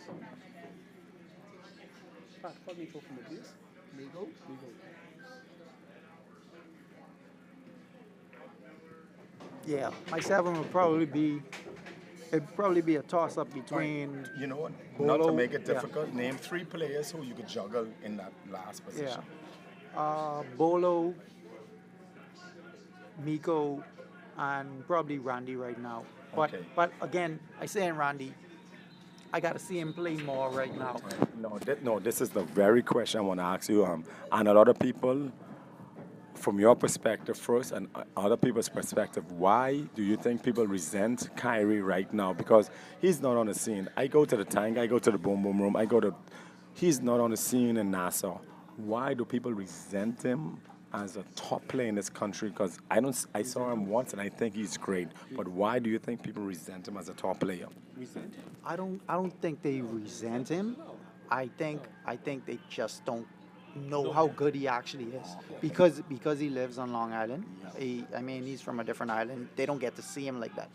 So when they see him and they see he's so young, they expect to be able to beat him. Yeah, they expect to be able to beat him. That's what it is. Just like in the NBA. Ladies and gentlemen, we've had our interview with Gino, and Gino made his point, but we had a caller that called in, right? We had Michael Demerit. Okay, Mikey, are you listening? Okay, Mikey said that his top players who he would have chosen would be Tyler. Okay, it would have been Dario, AK, Gowon, Kari, and there's top 5. Okay, that's his top 5. Then also too, we had another caller would call in. That was Marcio. Hey Marcio, how you doing, buddy? Hope all is going well. I hope you're still doing great things and representing the 242 where you're at. And also we had also what the guy who just won the Calcutta with the $500. That's what's his name again? That's Randy. Baba. Yes, Baba. I hope you're listening too, buddy. Congratulations on your and the job well done. You all are representing 242 where you all at. Okay, but Marcio asked an important question. I can't wait till Miko comes back. He wants to know what Miko thinks about him and his game. But Marcio, you've been doing good things, and I know Miko have to respect your game because, man, you have bruised Miko for many years. Okay, so that's what Cut Up is all about. But ladies and gentlemen, going back to the action that is happening now, I think is this the Hill match? Right here on his table. Okay, yes, ladies and gentlemen, the score is Todd has 3, and we have Streisund has 2. Okay, Todd is looking at the table right now. He's looking to see whether or not he could bang the 9 ball. I don't say, or cut it straight down the rail. I don't think that ball. Oh, no, okay. Unfortunately, I think that was not too much of a smart shot because right up and now, Streisund have many options now. He could sink the 1 ball to the side, and I think he's going for that shot. Then he could get a 2 ball. Then that's the 4 ball. And I think that would be, the game would have been tied. From there, no, I think he played himself a little bit out of position. Now, what would Ozzy do? Ozzy would have played a safe on him on that deuce ball for sure. See that deuce ball right there, the blue ball right there? I would play it safe, but he's going for the whole hog. There he goes for it. Oh, he hits it. But what happens? Oh, okay. He got just what he needed. Oh no, he has to reach over. He has to reach over the 9 ball to get to the 2. And let's see how Streisund plays the shot. Ladies and gentlemen, he's going for it. He's attempting. Oh, look at it. Oh, unfortunately, he missed. And he was able to give Streisund the shot, whereas, not Streisund, but he toward the shot, whereas he could see the 9 ball. It's a tough cut But I know, ladies and gentlemen, that deuce ball, how I would have played that shot, the tar ball would have been directly in front of the 8 ball, giving myself an opportunity to make the 8 ball very easily. But let's see what Todd does. I know Todd is he's a master kicker. I think he's going to kick the ball, the 9 ball, into the side pocket, into the corner pocket, and then he will be able to hopefully get good position on the 8 ball. But this is a pressure shot. Ladies and gentlemen, I can hear Keith Todd's heart from here. You might not can't hear it, but I can hear his heart from here, and he is perspiring a lot. So let's see what he does with the shot. Okay, look like he's going to play it safe. Look so. Is he going to play it safe? The way how he's aiming, look like he's going to play it safe on the shot. Okay. Oh. Holy moly, he missed the whole ball. Ladies and gentlemen, Todd, I told you I could see him shaking like a leaf. He missed the whole ball. Keith Todd missed the whole ball, ladies and gentlemen. Wow. What a miss by him. Now Streisund has the advantage. Streisund goes to work like an architect. Oh, look at the shot that he has. I think he may have left the shot a little bit too long, but let's see whether he makes a shot or will he bubble the ball, like B as in bubble. Okay, let's see what he does. Ladies and gentlemen, just like I call it, he bubbled the shot. He bubbled the ball. I can't believe he bubbled the shot. Streisund, with his Hawaiian pants on, bubbled the ball. Okay, now, let's see what Keith Todd does. The shot that Keith Todd has, it isn't a shot. There's very few persons in the league who could really make this shot right now, this cut shot. I am one of them. Then you may have the Bahamian Peacock. You may have Miko for sure, who can make that shot. Okay, ladies and gentlemen, we also have another caller who came in. That's Daryl Wells. Daryl Wells said that if he had to manage a team, his top 10, he have 10, we asked for 7, but his top 10 would be Dario, Dakari, Brian, AK, that is Gino, Jerome, Duran, Barry, Meeks, and Gawan. Ladies and gentlemen, I feel quite offended doing this show. Why? Because no one mentioned me in that top 7. When you have a person with my experience and a person who plays smart pool and right now is in the Bahamas, oh, way to go, Streisund. Streisund was able to hit the shot because Todd came close to the pocket, but that is it, what's happening, ladies and gentlemen. So now we have an excellent game going on here. We have Streisund with 3 and Keith Todd, who's a bit shaky right now. I don't know whether or not he took his shake pills, but he's a bit shaky right now, but he's playing. But it is very, very, the action down here is live, I'm talking about. Then we have on the next table, we have Peter playing. I think that is Peter and Roger playing. Peter and Roger is playing right now, and I'm not too sure of the score here.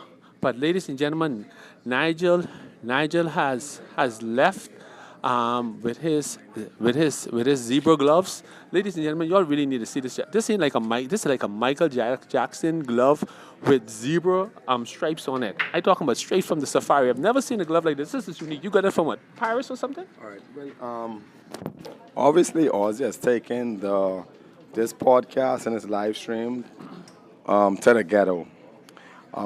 We are having a formal conversation, a professional thing, and we don't want nothing derogatory on this in this line. So, Ozzy is a good. I love Ozzy. You know why?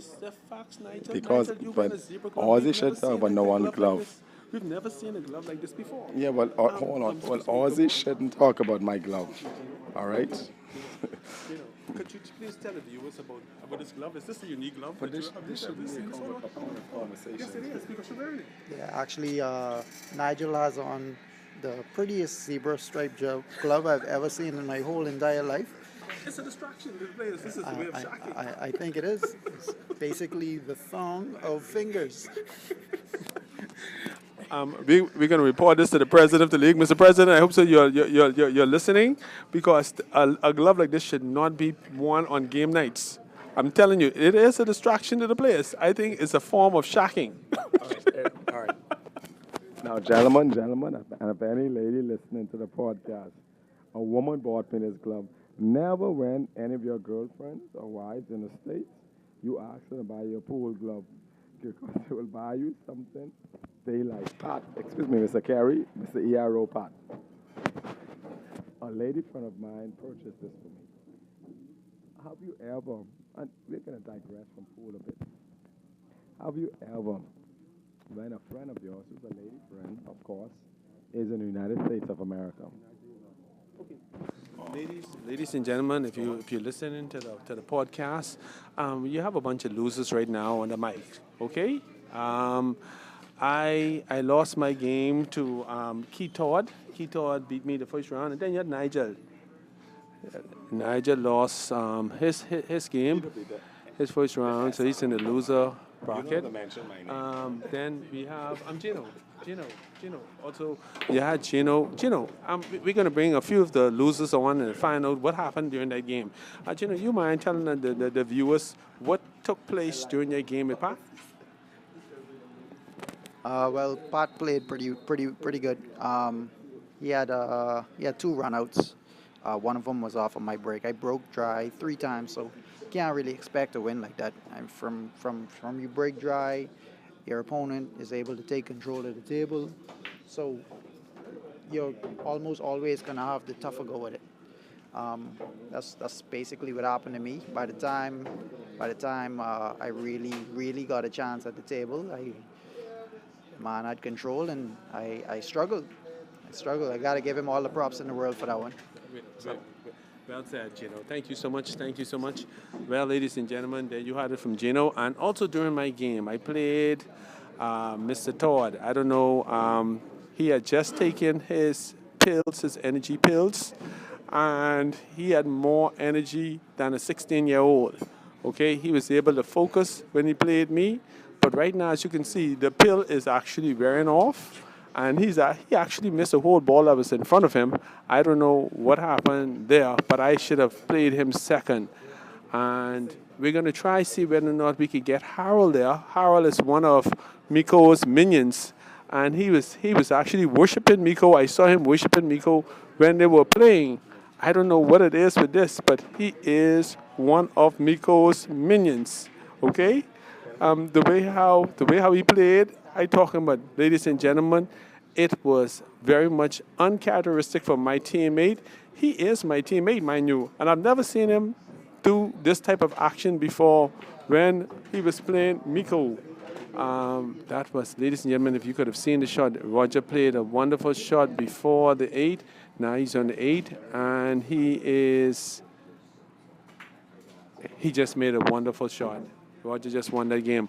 But we're going to try to see if we get Harold on. And then we also want to try to see if we get Jerome on. Jerome. Jai.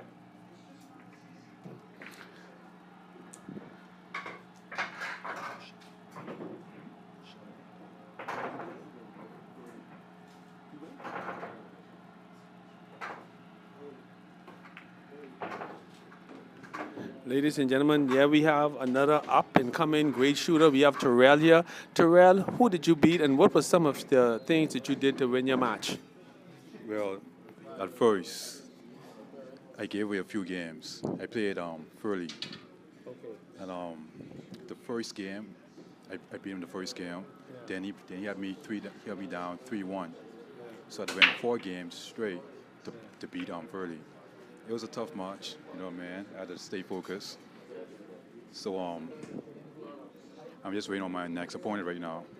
Oh, okay. My next opponent is Pat. Pat? Yeah. So okay. I have to take my time. So, ladies and gentlemen, I don't know, the Assassins have 3 members here, represented here, and that's myself, Harold, and Furley. And so far, things is not faring well for the Assassins. Boy, thank God this is not VNEA night. But this is a tournament, and we still have another opportunity. We're in the on the loser side. I don't know why is Keto hand shaking so much. Ladies, it is shaking like a leaf. I can't believe this. Oh, see, he missed a shot. Oh, my goodness. And now Streisund could possibly put him away. It's time for Todd. Is playing like a geriatric. I don't know what's happening with him. I've seen him play better than this before, but he's not shooting good pool. I don't know what's happening here, ladies and gentlemen. Y'all need to see this action. Come down to the boom boom room. We have drinks here on special. The kitchen is open. I talking about if you love, for those persons who are, I'm not going to use that other what his name is, the other reporter statement for all you fools who are in the pool. I think that is so.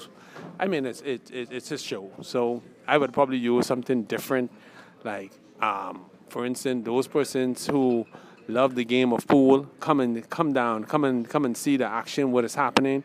This is live. This is provocative. But ladies and gentlemen, I'm standing next to two of the Nassau grade. We have Gawon and we have Gino here. Gawon. Could you come here for 1 second?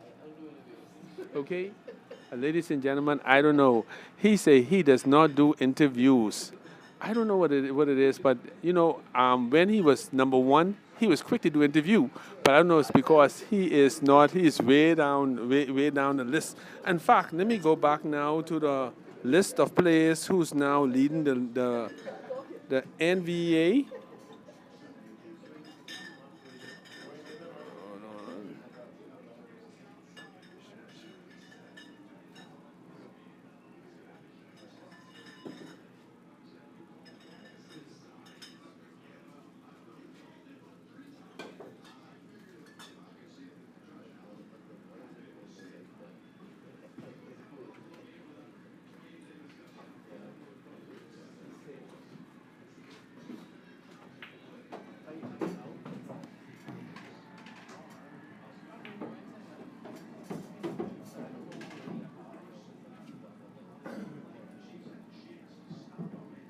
Ladies and gentlemen, yes, I'm just going to take a quick pause at this moment now, and we're going to talk a little bit about, hold on, let me go back to the action. This is the closeout game.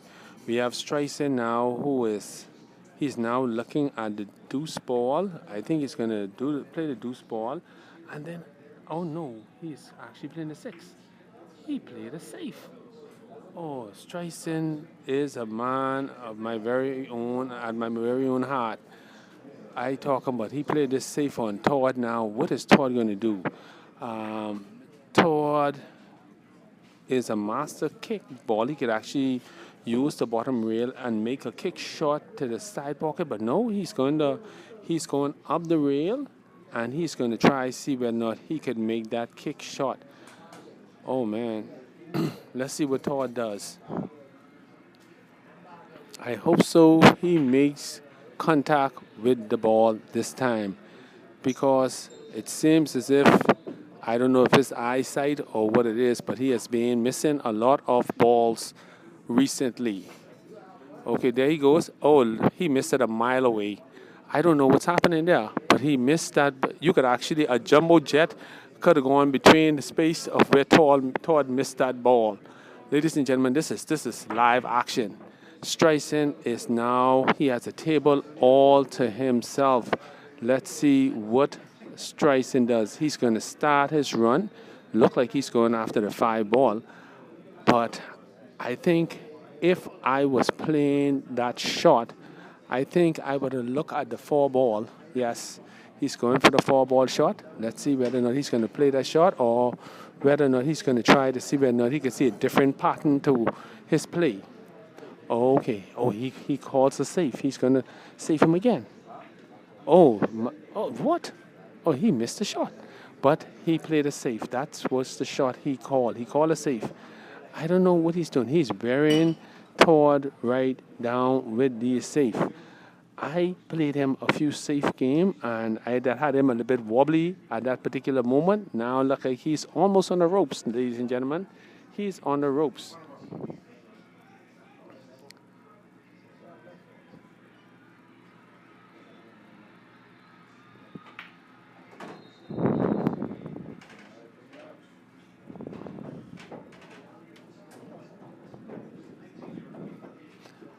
We're going to see whether or not Keith Todd is going to make contact with this ball. He's measuring.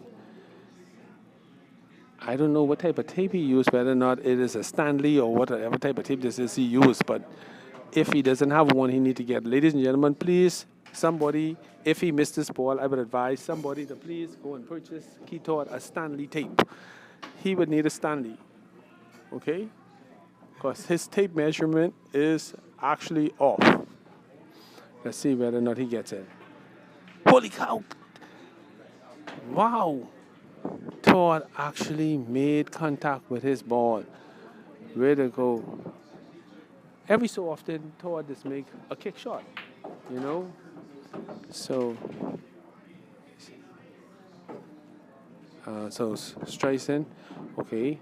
Streisund hits. Oh, wow. Streisund he made the shot, but I think he may have put himself out of position with that shot. But he's going to go after the 7. Oh no. Oh no. No. What did he do? What did he do? What did he do?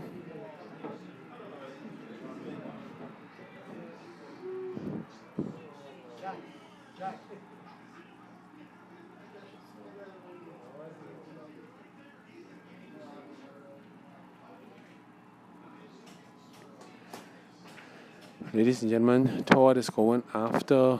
He has a long shot, and that could possibly scratch to the side.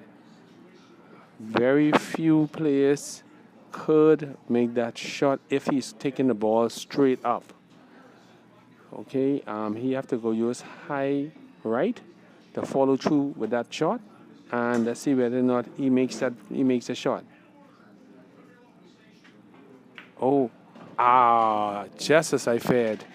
Just as I feared. Now, this should be it. I have seen Streisund do a 5-ball run out many times before. Let's see whether or not it may be nerves, or let's just see whether or not he'll be able to play these balls out.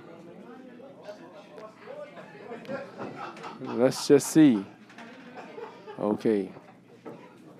I think he's going for the 4-ball. Then he's going after the 5, then the 2, then the 1. It's the 7-ball. Okay, the 5.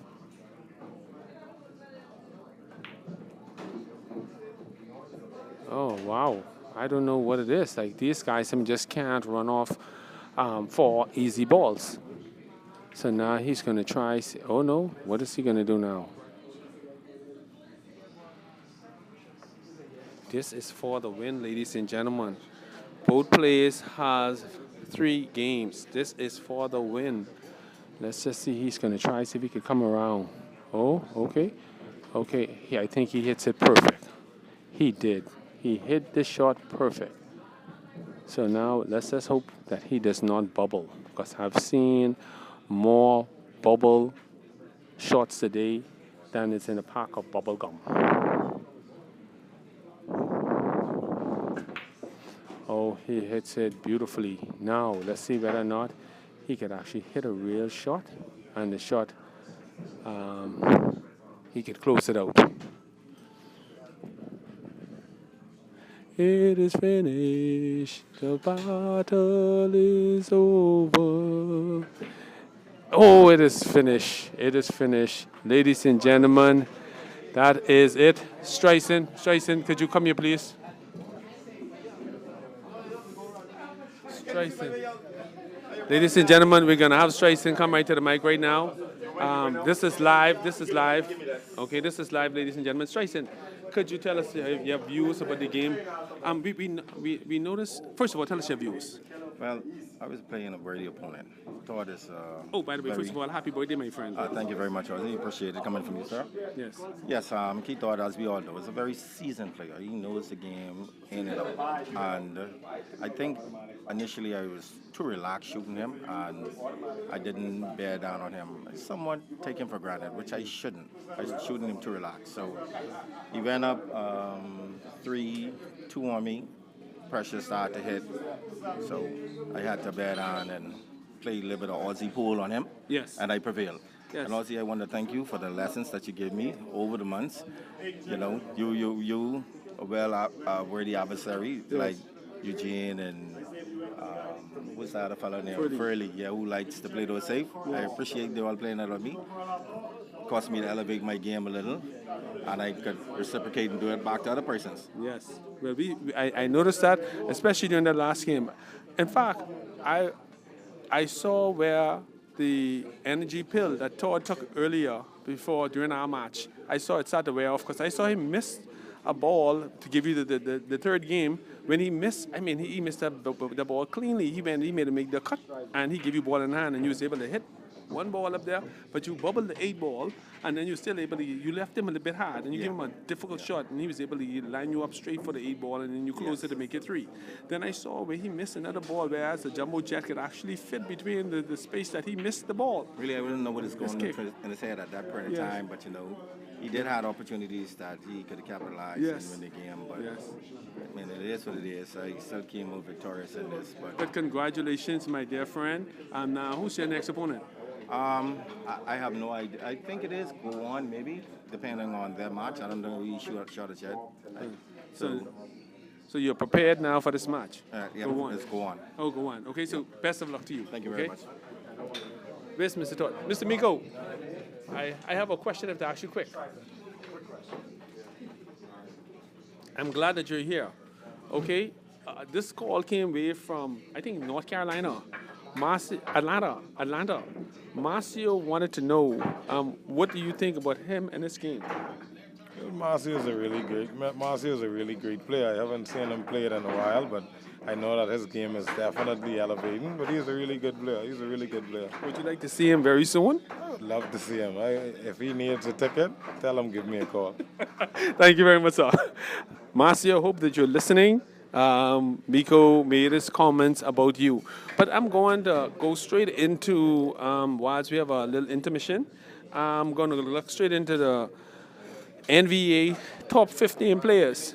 We have, ladies and gentlemen, we have at this moment, we have Eugene, who's leading the way. And then we have the Bahamian Peacock, Randy. We have Kawan in third. We have Duran in fourth. These eliminates always up in the top 10 somehow. Then we have my good boy, my good friend. You know, Animal is in 5th position in the All-Star. Then we have also James Lockhart. We have Lil Jim. We have the Dragon. We have Errol. Way to go, buddy, in the top 10. Then you have Jarrett Major. Seti, oh man, the fellow I just talked bad about, still doing great things. Seti, shout out to you, buddy. Way to go. Smooth Goose in 11. Keith Cargill, actually in 12th. Jag is in 13. And ladies and gentlemen, we have Aussie. Aussie is in 14th position, top 20. And rounding out the top 15 is Miko Evans. I am in front of Miko. But right up now, I'm going to give the mic back to Nigel. I'm going to take a little break, get some fluid in my system, and I will be back, ladies and gentlemen. Ladies and gentlemen, Aussie, I don't know if he is unaware, but the airtime on YouTube costs a lot of money. So you owe Gino, I think $13.45. So because you took up a lot of time, I already paid Gino. So listen. You got me to call your own name. Listen to me. I was asked. You know what it is? It was a privilege for me to come down and actually speak and commentate these matches. I'm sure my viewers, my phone has been ringing off the hook from since I came on air. Okay, yeah. So that is just to show you how much of an audience I have out there. And also, shout out goes out to Joe. Joe, what's happening, good buddy? I got to come down there a little later today. I hope so you open. So I'll come down there. Hey. No. And also, too, my good friend Dennis Bean. Hey, Dennis, buddy, I'm listening to this what's podcast. going on, buddy? I sure you're listening. Boy, listen. Boy, it's a big thing down here. I'm coming down to support you a little later as well, okay? So those pool players who have a few moments, and I know some of you guys are night outs, so come on, this is going to be going on all night long. Come on, enjoy the fun. Nigel, back over to you, buddy. Hey, listen here. Let me tell you, pool world, you all know Aussie. Without Aussie, I had to call Aussie because I know Aussie is going to bring it. Listen here, I'm not Stephen A. Smith, all right? But I know Aussie is going to bring it. I know Aussie is going to bring it. That's why we need people like Aussie on the mic. But right up in that Nigel, okay? I went to take a break, but I just see what's in front of me. This is also a candy shop, but I see it in front of us. No. Hold on. Ladies and gentlemen, it is a candy shop. You have Miko against Nassau Best. This is like child's play, okay? See, Nigel just missed a wide open shot. Nassau Best just missed a wide open shot. Could you believe that? That shot, Nigel, you can make that shot in your sleep. Now, come on now. All right. You know, that's what I'm going to say. This tournament was extended to Streisund's inner circle and some nice shooters. No, I'm not going to allow Aussie to control a narrative. He's not Donald Trump. You're not going to Donald Trump us. Aussie, you cannot beat Nassau Best in a race. Do you want to challenge him? Ladies and gentlemen, this was Roger's way of giving back to the community. Okay? This was Roger's way of giving back to the community. He allowed Nassau Best to play this game, and just because, you know, he's one of those players who just love the game. He's not that fluent in his play, but he just loves the game. And I was happy that Roger was able to let him play the game because he's also one of Streisund's friends. But now, look at this play now. Miko made a big mistake. These are plays that Miko would have hit if he was playing against Gino or some other big player like myself and maybe Animal and stuff like that. He would make these shots. But now let's see whether or not Nassau Best can make 3 simple shots. Oh, Lord, look how he leave himself. Oh, wow. He's going to try to see whether or not he could bank the one. But let's see what happens. And even if he banks the one, I don't think he has a good shot. Hey, what is happening on the table over there? Peter just Ireland, Julian.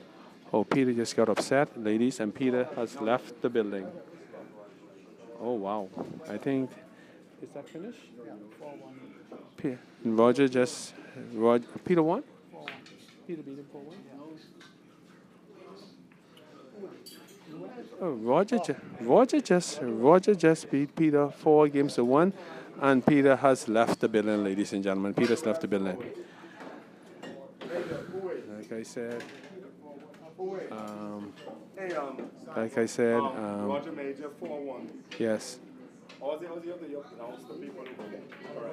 Yes, and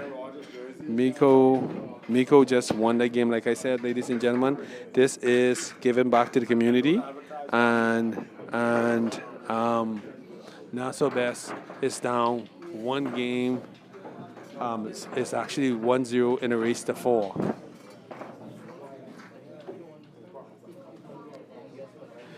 Miko, this is like taking candy from a baby. I don't know. Ladies and gentlemen, if y'all should have seen the mode action that Miko did playing against Nassau Best. I don't know where he got that name from, Nassau Best. It's definitely not a shooting pool. Maybe at coaching basketball or something like that, because it is not at shooting pool. And in fact, I would ask the league to look into a matter like this, where a person call himself Nassau Best, because should he go abroad and he uses that name, they would really look at our country as a bunch of gooses. So we need to try to see whether we can eliminate him from using that name, Nassau Best.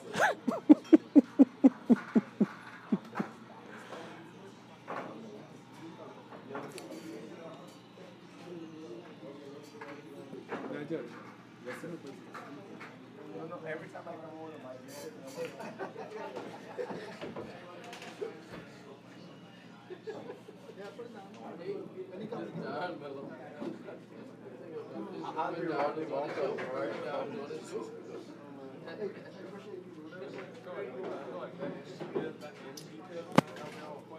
Anyway, back live. Um, the audience, listen here, the audience, I have to say, when Stephen A. Smith ain't on the show, we have to excuse the other people who have to fill in. If you guys aired off when Ozzy, the assassin, was on, I understand.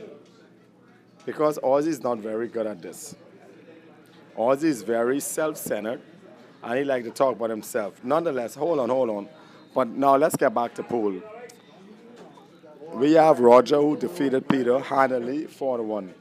Nassau Best, a.k.a. Sammy, is playing the Mighty Meeks. We have Mr. Keith Todd, who is going to be,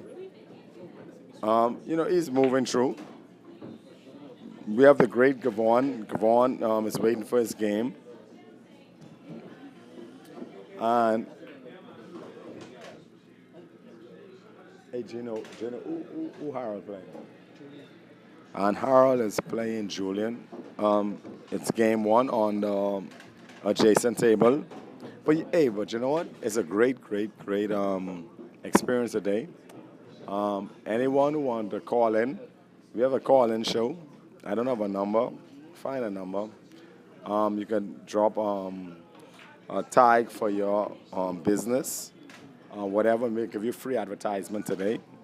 Other than that, you'll have to pay Gino $10 for advertising. All right. Nonetheless, listen here. All people who are listening to the live show, look at. Thank you very much. Big shout outs to places like Siemens Lounge, great food. Dennis, big up. And Captain Vinny's downtown. Visit Captain Vinny's once in a while. Nice spot. Parking might be difficult, but come after 5. And of course, we're live from the Boom Boom Room. I think the best shooter's haven right now in Nassau. Once again, Gino General gave me an opportunity to just play games with the mic today, and it's been fun. And I'm seeing some really good pool shooting, some shabby pool too. And the fellas who weren't invited or who won't show up, trust me, it isn't by dislike, it just happened quickly. So the good thing is these kind of things can happen again when collectively gentlemen say, you know what, let's do it.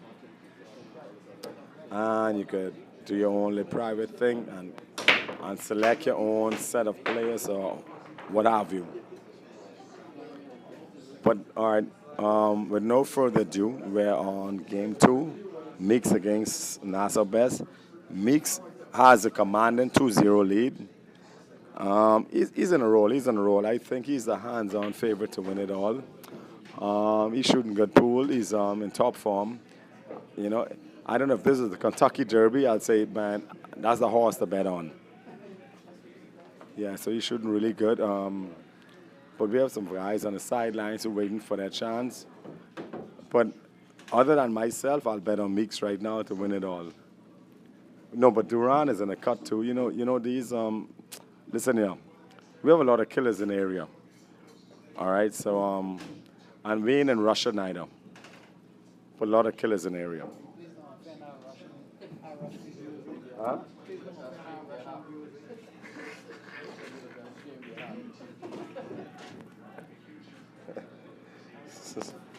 Yeah. So listen here. Once again, Nassau, Bahamas, live stream, Boom Boom Room, Gino General giving me an opportunity to just entertain you guys. We have some really good shooters here. And the game's going Harold versus Julian on the other side of the map. I think Julian don't like Harold because the bad boys wanted to recruit Harold this year. And he didn't accept the assignment. But that's undercover. I shouldn't have said it. I shouldn't have said it. So I think the best free agent pickup this year was Jai going to the Eliminators. I think if anyone had picked up, someone should have picked up Jai, and they would have been that much further ahead. Best free agent pickup. We have Mr. Pat. We have Yarrow Pat back in the house. Pat, I need some help. I'm. It's only the first half, right? Yep. So I don't know if I still could have that. Well, gents and ladies who's listening to this across the world, just hit the subscribe button, hit the like button, give us a comment, and say, listen here, we love this. Say Bahama Pool rules. Hashtag Bahama Pool rules. All right, let's do it.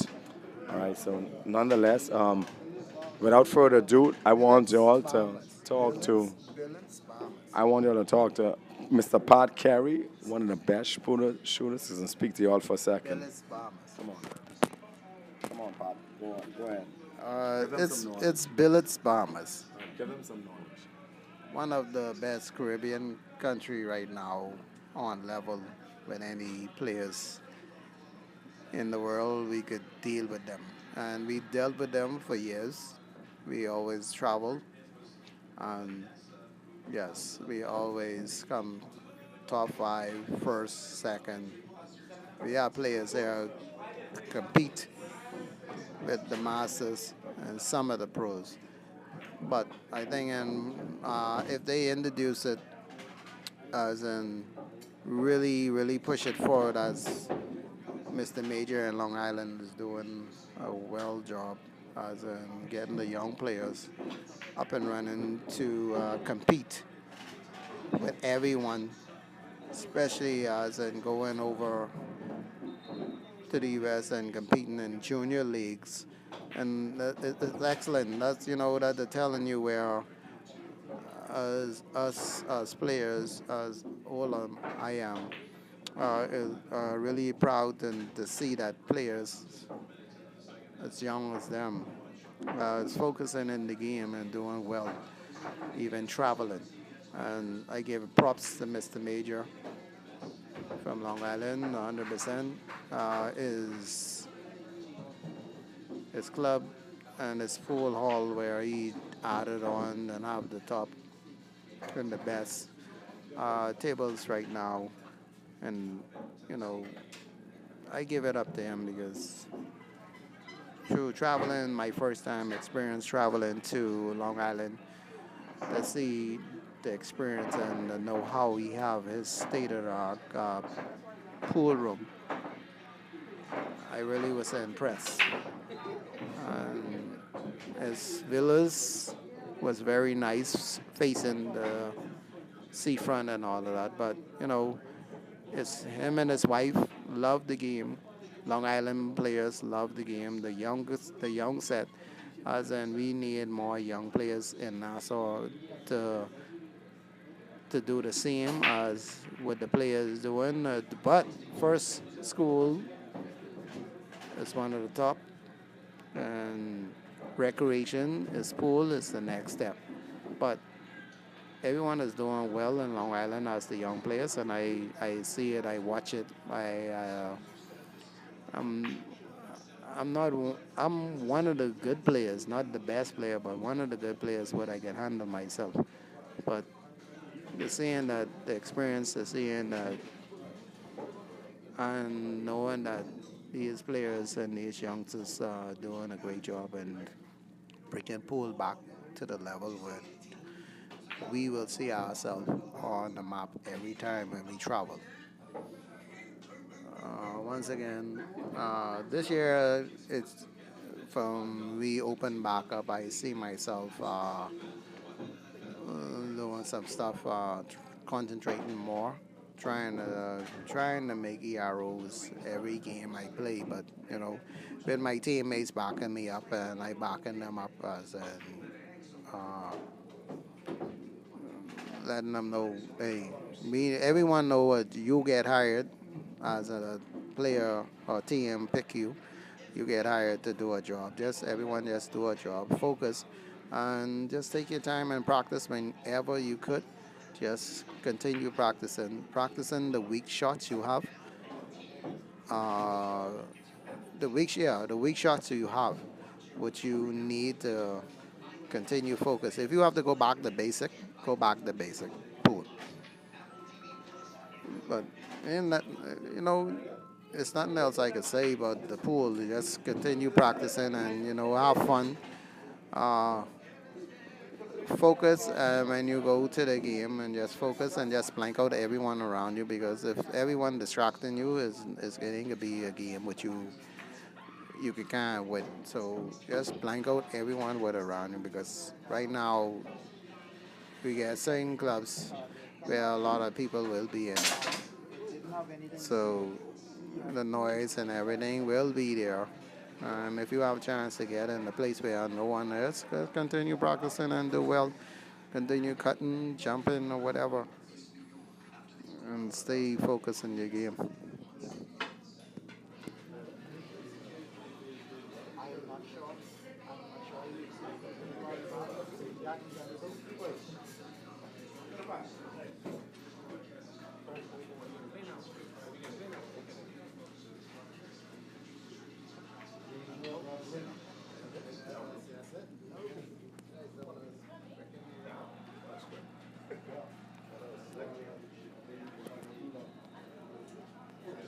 Yep, that's what he's saying. So they was doing something, and Ladies and gentlemen, I am back, and I saw something about the standings. I saw whereas Animal and the Run, I think it's the Run. Let me check that out again. you say Lionel and Gio them is doing some stuff. I haven't heard anything.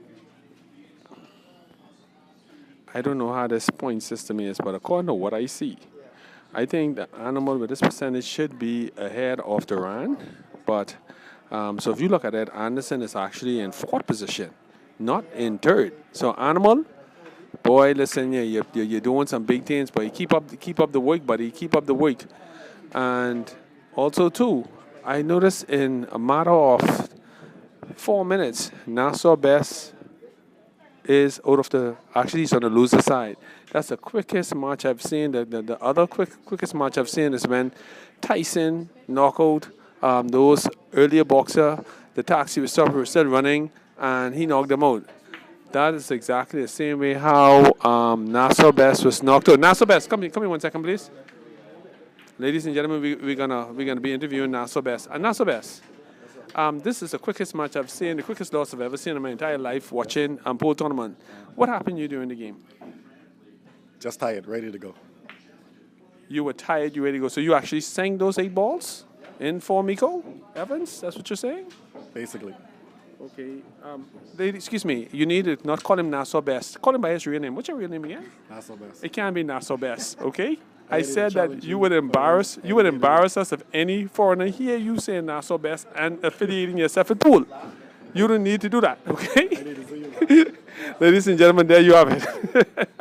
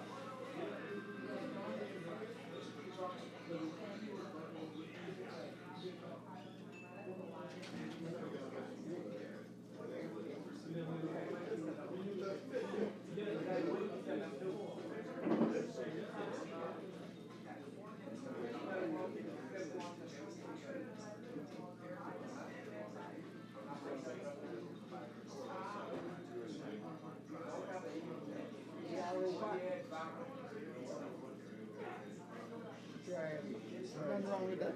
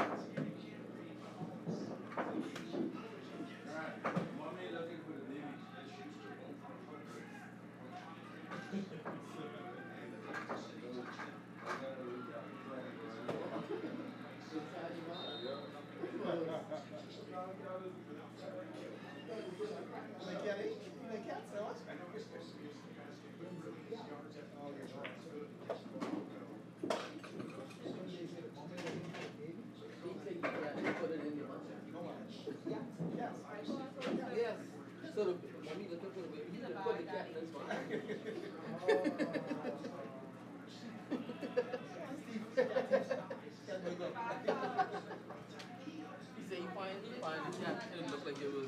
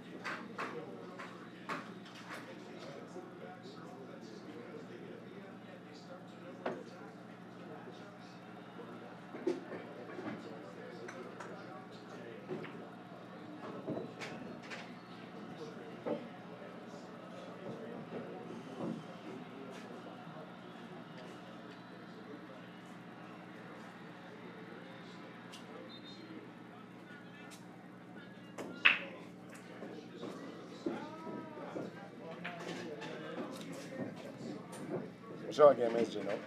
1-0 me, recently.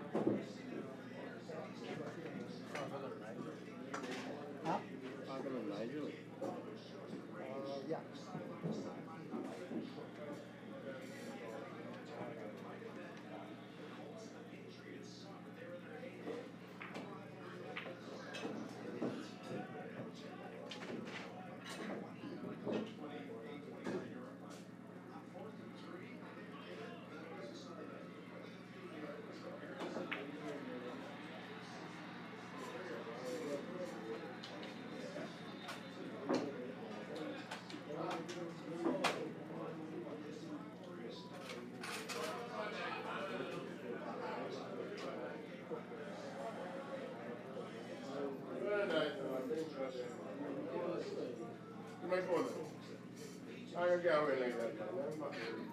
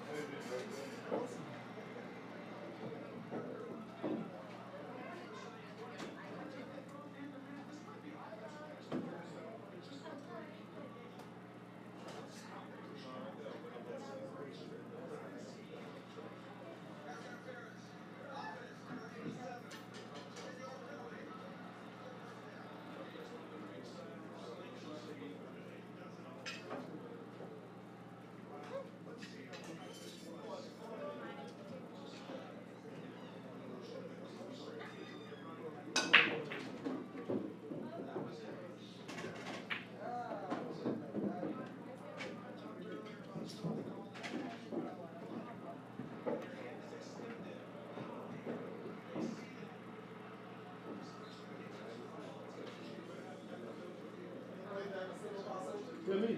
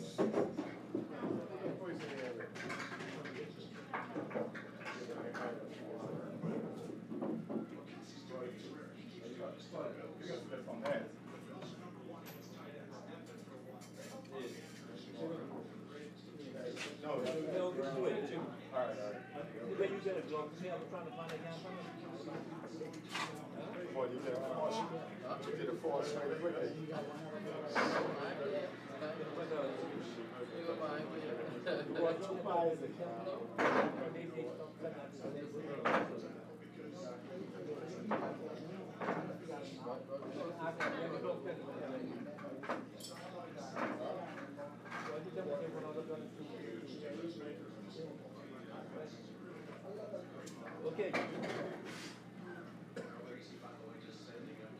You know, you could go. Go there. I ain't even going to really. Y'all go silent.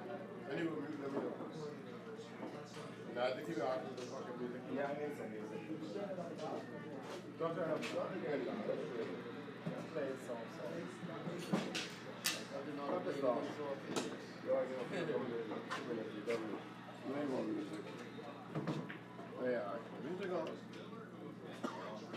Every time they come on Wednesday, you know, music will be on.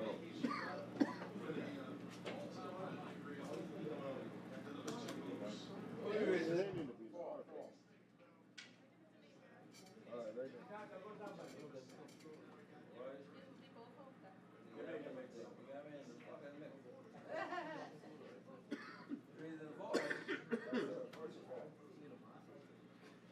No, I ain't not bad. You know, it's 3 or 4. Second. I don't know if something on here. So raise the 3. All right. Who went to play the doctor? No, watching. And the doctor the most supposed to be saying short. She's supposed to be enough from Friday. It costing me like $3,000 a day.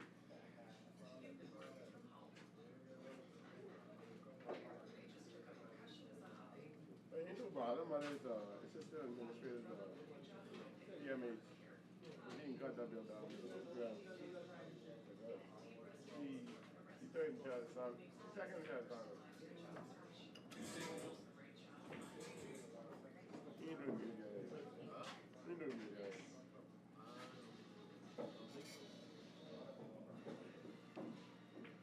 You know, before you shoot, come do the music. You already muted already. That's a guy. That's able 6, right?